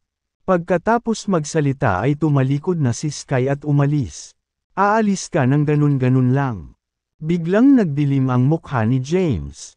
"Anong mali?" Lumingon si Sky. Pagtalikod niya, biglang kumilos si James. Inactivate niya ang True 9 Ordeals Energy. At 9 na wave ng True Energy ay nagtipon upang bumuo ng True Heavenly Yang Energy. Mabilis siyang kumilos at humarap kay Sky. Itinutok ang palad kay Sky. Agad na hinarang ni Sky ang pag-atake. Bang! Nagtama ang kanilang mga palad. Dalawang kakila-kilabot na enerhiya ang nagsagupaan, na nagdulot ng dalawang pagsabog ng shockwave na kumalat na parang mga alon sa tubig. Ang kanilang tunay na enerhiya ay tumagos sa hangin. At isang malayong bundok ang gumuho mula sa puwersa. Samantala, napaatras si James ng ilang metro. Si Sky ay umubo ng dugo. At ang kanyang katawan ay napadpad. Bumagsak sa lupa. Nang makita ang eksenang ito, mahinang ngumiti si James. Gusto niyang subukan ang kasalukuyang lakas ni Sky. Mula sa kanilang palitan, alam ni James na ang true energy ni Sky ay mas mababa. Sa di kalayuan, bumangon sa lupa ang gusot na si Sky at pinandilatan si James. Mataimtim niyang sinabi, "Sinusubukan mo ba ako, James? Ano sa tingin mo?" Napangisi si James. Huminga ng malalim si Sky at sinabing, "Hindi ko akalain na ganito kalakas ngayon. Nakapasok ka na ba sa ika-9 na ranggo? Paano naging ganoon kadali iyon? Walang magawang umiling si James. Kabanata 1677. Ang mundo ay mapupuno ng 9th-ranked Grandmaster sa nakalipas na 1,000 taon kung ito ay napakadali. Nang marinig ito, nakahinga ng maluwag si Sky. Umakyat na siya sa Skyward Stairway's 9th stair at naisip niyang makakaakyat siya sa ika-9 na ranggo kung nakakuha siya ng Novenary Golden Peel. Gayunpaman, minamaliit niya ang kinakailangan. Matapos kumpleto ang Novenary Golden Peel, naabot lamang niya ang tuktok ng 9th stair. Kulang pa siya ng isang hakbang sa ika-9 na ranggo. Bagamat ito na ang huling hakbang, hindi niya ito kinaya, kahit anong pilit niya. Bagamat nakahinga siya ng maluwag, nag-aalinlangan pa rin siyang nagtanong. Dapat magkapareho kayo ng ranggo. Bakit pakiramdam ko ang lakas mo ay mas higit sa akin? Nakangiting sabi ni James. Because I cultivated my own true energy. Sa karamihan, umasa lang ako sa Novenary Golden Peels. Ikaw, sa kabilang banda, ay sumisipsip ng karamihan sa iyong true energy mula sa iba, na nagiging sanhi ng iyong true energy na hindi malinis. Bilang resulta, ang iyong true energy ay mas mahina kaysa sa akin. Kahit na pareho tayo ng ranggo. Sinama ng tingin ni Sky si James. Gusto niyang magsalita pero hindi niya napigil ang magsalita. Gayunpaman, bumangon sa kanyang puso ang isang pagpatay sa layunin. Makapangyarihan si James. Hindi niya kayang harapin si James ngayon. Nagplano si Sky na humanap ng pagkakataon para maalis si James ng palihim. Nagplano siya na patayin si James sa sandaling matanggap niya ang gusto niya mula sa blood race. Sa pamamagitan ng pagtanggal kay James, maaari siyang maging pinakadakilang martial artist at gawin ang gusto niya. Hindi siya mapakali sa buhay ni James. Sa paligid ni James, kailangan niyang palaging mag-ingat sa hinaharap. Sa kalahating buwan, babalik ako at magkikita kita. Malapit na tayong magkita. James. Tumalikod na si Sky at umalis. Pagkatalikod niya, may nakitang sugat sa braso niya. At tumulo ang dugo. Agad na nabahira ng pula ang mga palad niya. Puno ng sakit ang mukha niya. Damn it! Paano siya napakalakas? Mahinang nagmura si Sky. Pinagmasdan ni James ang pag-alis ni Sky. Nakahinga siya ng maluwag na nasa ilalim pa rin niya ang lakas ni Sky.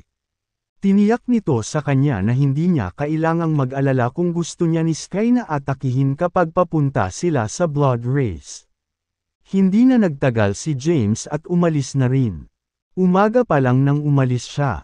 Kalahati, sayang 3 ng hapon, bumalik siya sa Kensington. Isang buwan na siyang wala at hindi sigurado sa nangyari kay Thea. Pagdating niya sa Kensington, sumugod siya sa villa ng mga kalahan. Nina si Thea nitong nakaraang buwan sa villa ng mga kalahan.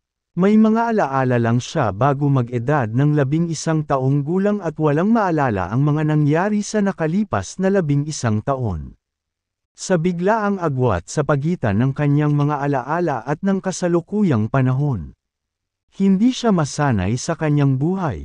Ipinaliwanag din ng mga kalahan ang lahat ng nangyari sa nakalipas na 11 taon sa kanya.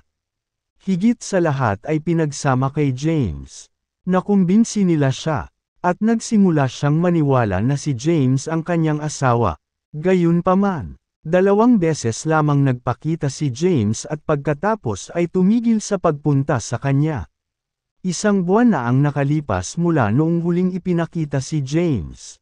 Sa ilang kadahilanan, hindi niya namamalayan na sinimulan niyang mamiss si James sa kanyang puso at gusto niyang makita. Mag-shopping tayo, Thea. Tulala na nakaupo si Thea sa bakuran sa labas ng villa ng mga kalahan. Biglang lumapit sa kanya ang isang sexy at magandang babae na naka-red dress. Si Quincy iyon. Si Quincy ay nagtatag ng New Era Commerce ng mag-isa. Ngayon na ito ay pupunta sa tamang landas. Maaari niyang maputol ang sarili. Matapos marinig ang tungkol kay Thea, dali-dali niyang sinugod siya. Dumating siya sa Kensington isang buwan na ang nakararaan at madalas siyang bumisita kay Thea. Matalik na magkaibigan noon sina Thea at Quincy at matagal nang magkakilala. Binigyan ni Thea si Quincy ng masamang tingin at sinabing, "Quincy, ikaw pala, wala akong ganang pumunta ngayon. Anong problema? Parang may gumugulo sa isip mo." Lumapit si Quincy at umupo sa tabi niya. Itinaas ni Thea ang kanyang baba at tumingin sa malayo. Mahinang nagsabi, "Iniisip ko kung asawa ko ba si James o hindi. Kung asawa ko siya, bakit hindi niya ako pinuntahan nitong nakaraang buwan? Pero kung hindi siya, bakit ipagpipilitan ng pamilya ko na siya?" 2/3. Bakas sa mukha ni Thea ang pagkalito. Marahan niyang kinatok ang kanyang ulo at sinabing, "Paano ako naging ganito? Bakit nawala ang alaala ko? Gusto kong malaman kung ano ang nakalimutan ko at kung ano ang eksaktong nangyari sa nakalipas na 11 taon." Kabanata 1678. Nataranta si Thea. Paano siya nawalan ng alaala? Ano ang nangyari sa nakaraan? Clueless din si Quincy sa nangyari kay Thea at kung paano siya nawala sa memorya. Hindi mo dapat i-stress ang tungkol dito sa ngayon. Lumabas tayo para mamasyal, sabi ni Quincy. "Ma'am, gagawin din yan." Dahil madalas na nasa bahay si Thea, medyo naiinip siya. "Hintayin mo ako saglit, kailangan kong magbago." Tumayo si Thea at pumasok sa villa. Pagkatapos magpalit ay naghanda na si Thea para umalis. Ngunit dumating si James bago pa man siya makarating sa gate ng villa. May hawak na bouquet ng bulaklak si James. Inabot niya ang mga ito kay Thea na may matangkad na ngiti. "Thea, para sa'yo ta." Nagpout si Thea at sinabing, "Ayoko sa kanila." Bagamat gusto niyang tanggapin ang mga ito, hindi siya umabot para kunin ang mga ito dahil naiinis siya na hindi siya pinuntahan ni James nitong nakaraang buwan. "Fair na, Quincy." Hinayla ni Thea si Quincy at umalis. Nahiyang tumingin si James kay Quincy at binati, nandito ka rin." Kinindata ni Quincy si James at sinabing, "Yip, nandito ako para samahan si Thea. Hindi mo na siya kailangang pansinin. Isa siyang pervert at manloloko." Hinayla ni Thea si Quincy at umalis. Inosenteng tiningnan ni Quincy si James. Walang magawa. Hinawakan ni James ang kanyang ilong at hindi sila hinabol. Dumiretso siya sa common clinic.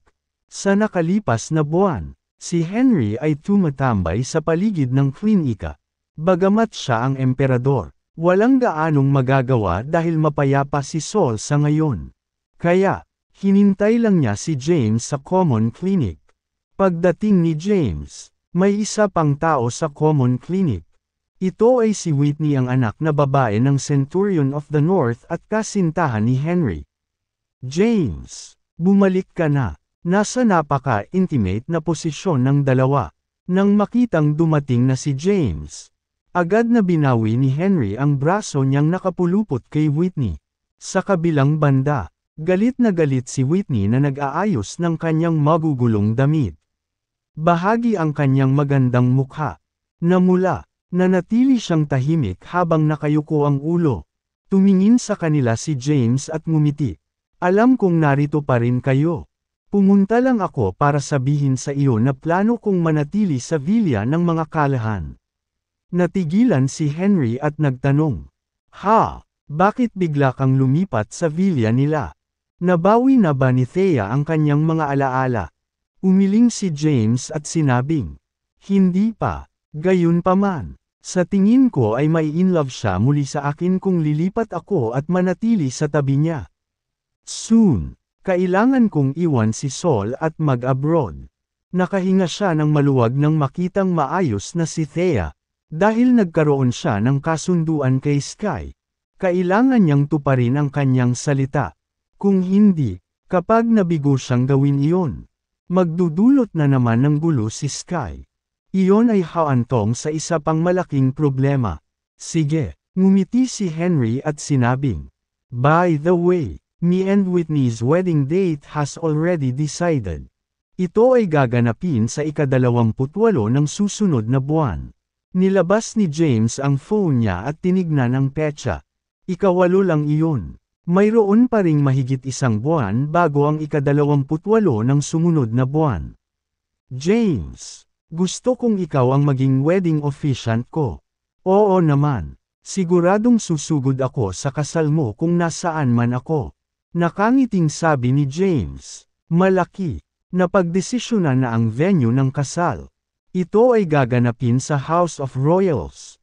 Plano kong lumipat doon. May problema ka ba niyan?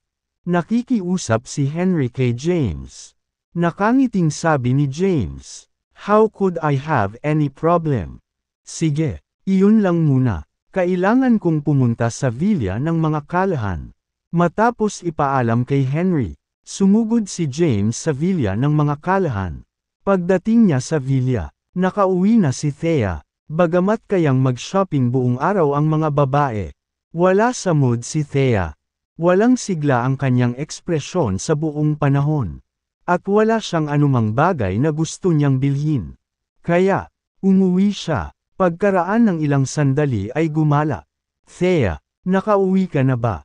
Pumasok si James sa villa ng mga kalahan at nakangiting binati si Thea pagkakita sa kanya. Nandito ka pala James. James, umupo ka muna. Bilasan mo. Magtimpla ka ng tsaa para kay James. Ang mga kalahan ay nagmamadaling pagsilbihan si James pagdating niya. Gayunpaman, binaliwala lang ni James ang kanilang pagiging mabuting pakikitungo at ginamit ang kanyang mga mata kay Thea. Nang makitang nakapout si Thea sa kawalan ng kasiyahan, hinawakan niya ang kanyang baba na nag-iisip. Naisip niya sa kanyang sarili. Ano ang mali sa kanya sa pagkakataong ito? Wala naman akong ginawa para magalit siya diba? Thea, James. Sabay na tawag ng dalawa. Ikaw mauna. Sabay ulit na nagsalita ang dalawa. Namula si Thea at nanatiling tahimik. Hinihintay na magsalita si James. Ngumiti si James at sinabing, mauna na ako. Plano kong manatili sa villa ng mga kalahan mula ngayon. Okay, mahinang sagot ni Thea. Umakto na siya na parang wala siyang pakialam sa pananatili niya sa bahay nila. Gusto kong tanungin ka kung ano ito. Kinuha ni Thea ang isang itim na bakal na wire at ibinigay ito kay James.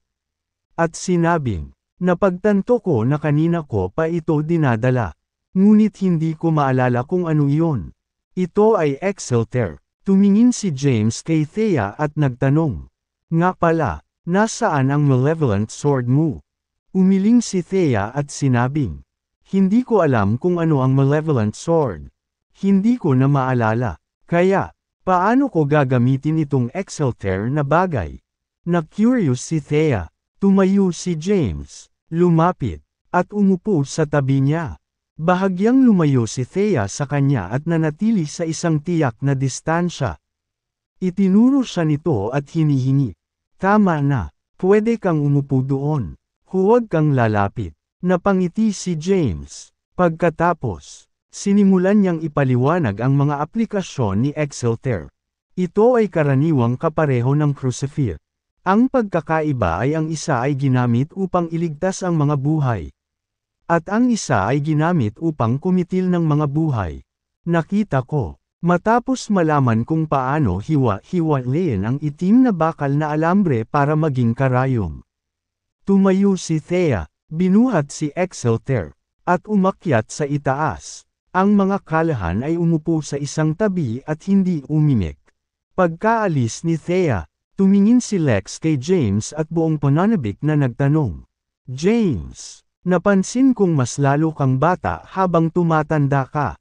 Ako ay tumatanda na at wala na akong maraming taon upang mabuhay. Balita ko martial artist ka. Maaari mo ba akong bigyan ng ilang mga payo? Gusto ko ring mabuhay ng ilang taon pa. Ang mga kalahan ay nanirahan sa kabisera. Bukod dito, ang pamilya ay naging miyembro ng New Era Commerce.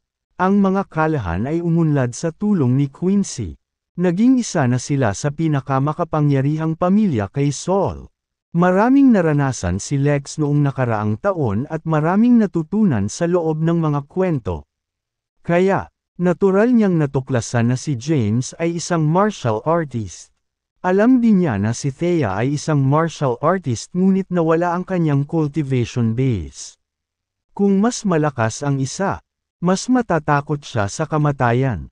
Pinangunahan lang ni Lex ang mga kalahan sa kaluwalhatian. At ayaw niyang mamatay ng ganoon kaga.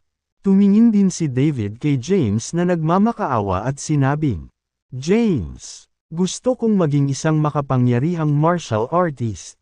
Gusto ko ring maging martial artist." James. Sumunod naman si Tommy. Ang buong pamilya ay sabik na tumingin kay James.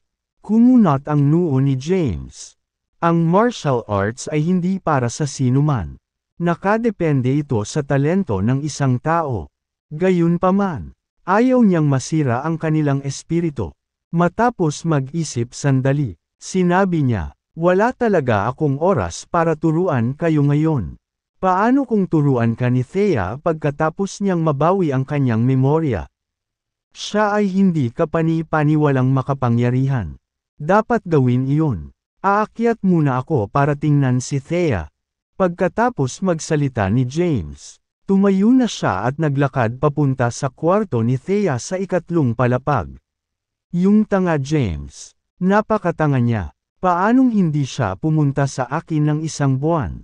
Pagdating pa lang niya sa pinto ng kwarto niya sa ikatlong palapag ay narinig niya ang pagpasok niya sa kanya ni Thea mula sa loob. Kabanata 1680. Naglakad si James papunta sa pinto ng kwarto at narinig niyang pinapagalitan siya ni Thea. Hinawakan niya ang ilong niya at bumulong.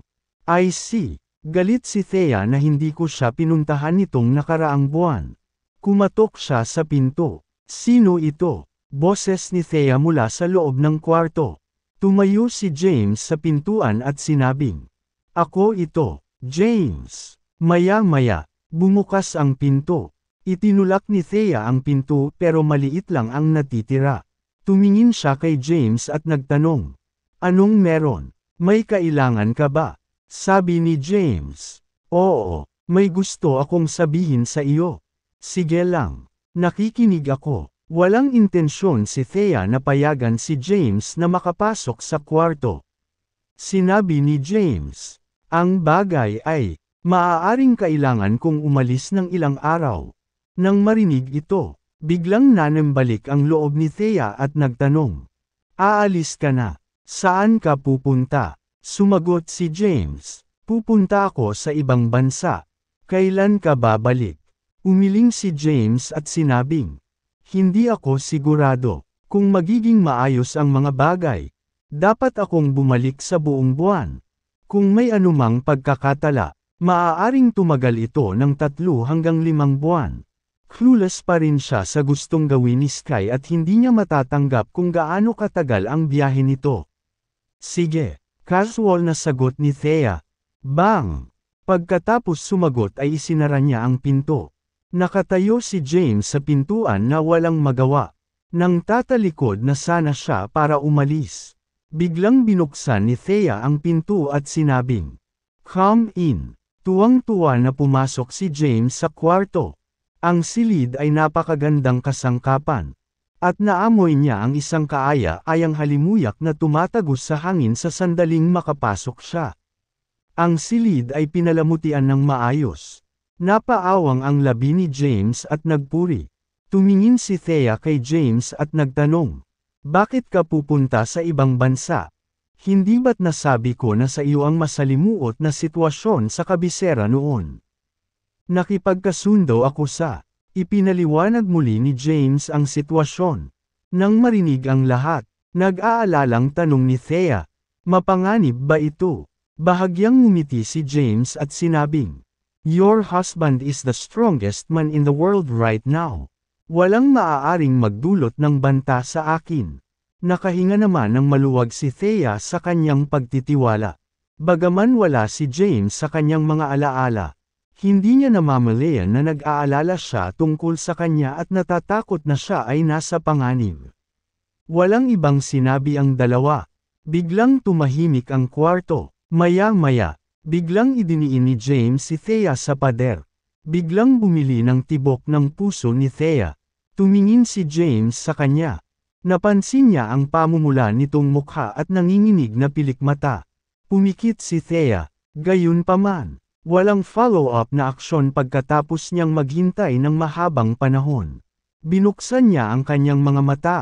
Inabot ni James ang kanyang kamay at ginulo ang kanyang buhok. Habang nakangiting sinabi, "May kung ano sa ulo mo." "Damn it." Galit na itinulak ni Thea si James. Akala niya hahalikan siya ni James. Biglang yamakap sa kanya si James at hinalikan. Dumampi ang labi nito sa labi niya. Natigilan si Thea. Pagkaraan ng ilang sandali ay natulala siya at nagmamadaling itinulak si James. Iniwasan niya ito at naglakad papunta sa kama. Umupo siya na nakayuko at sinabi sa pananahimik na tono, "Umuwi ka kaagad. Mag-ingat sa iyong paglalakbay." Dinilaan ni James ang kanyang labi at nakangiting sinabi, "Huwag kang mag-alala. May ilang araw pa. Aalis na ako kapag pinuntahan ako ni Sky." "Okay," sagot ni Thea. Sa sandaling iyon, kinakabahan siya, kahit na wala siyang alaala kay James. Mabilis ang tibok ng puso niya ngayong kasama niya ito. Pakiramdam niya ay umiibig siya. "Pumunta ka sa labas. Kailangan kong maligo." Natigilan si James. Kinuha niya ang phone niya at tinignan ang oras. Lampas 5 pa lang ng gabi. Hindi niya maiwasang magtanong. 5:00 pa lang. Bakit ka naliligo ngayon?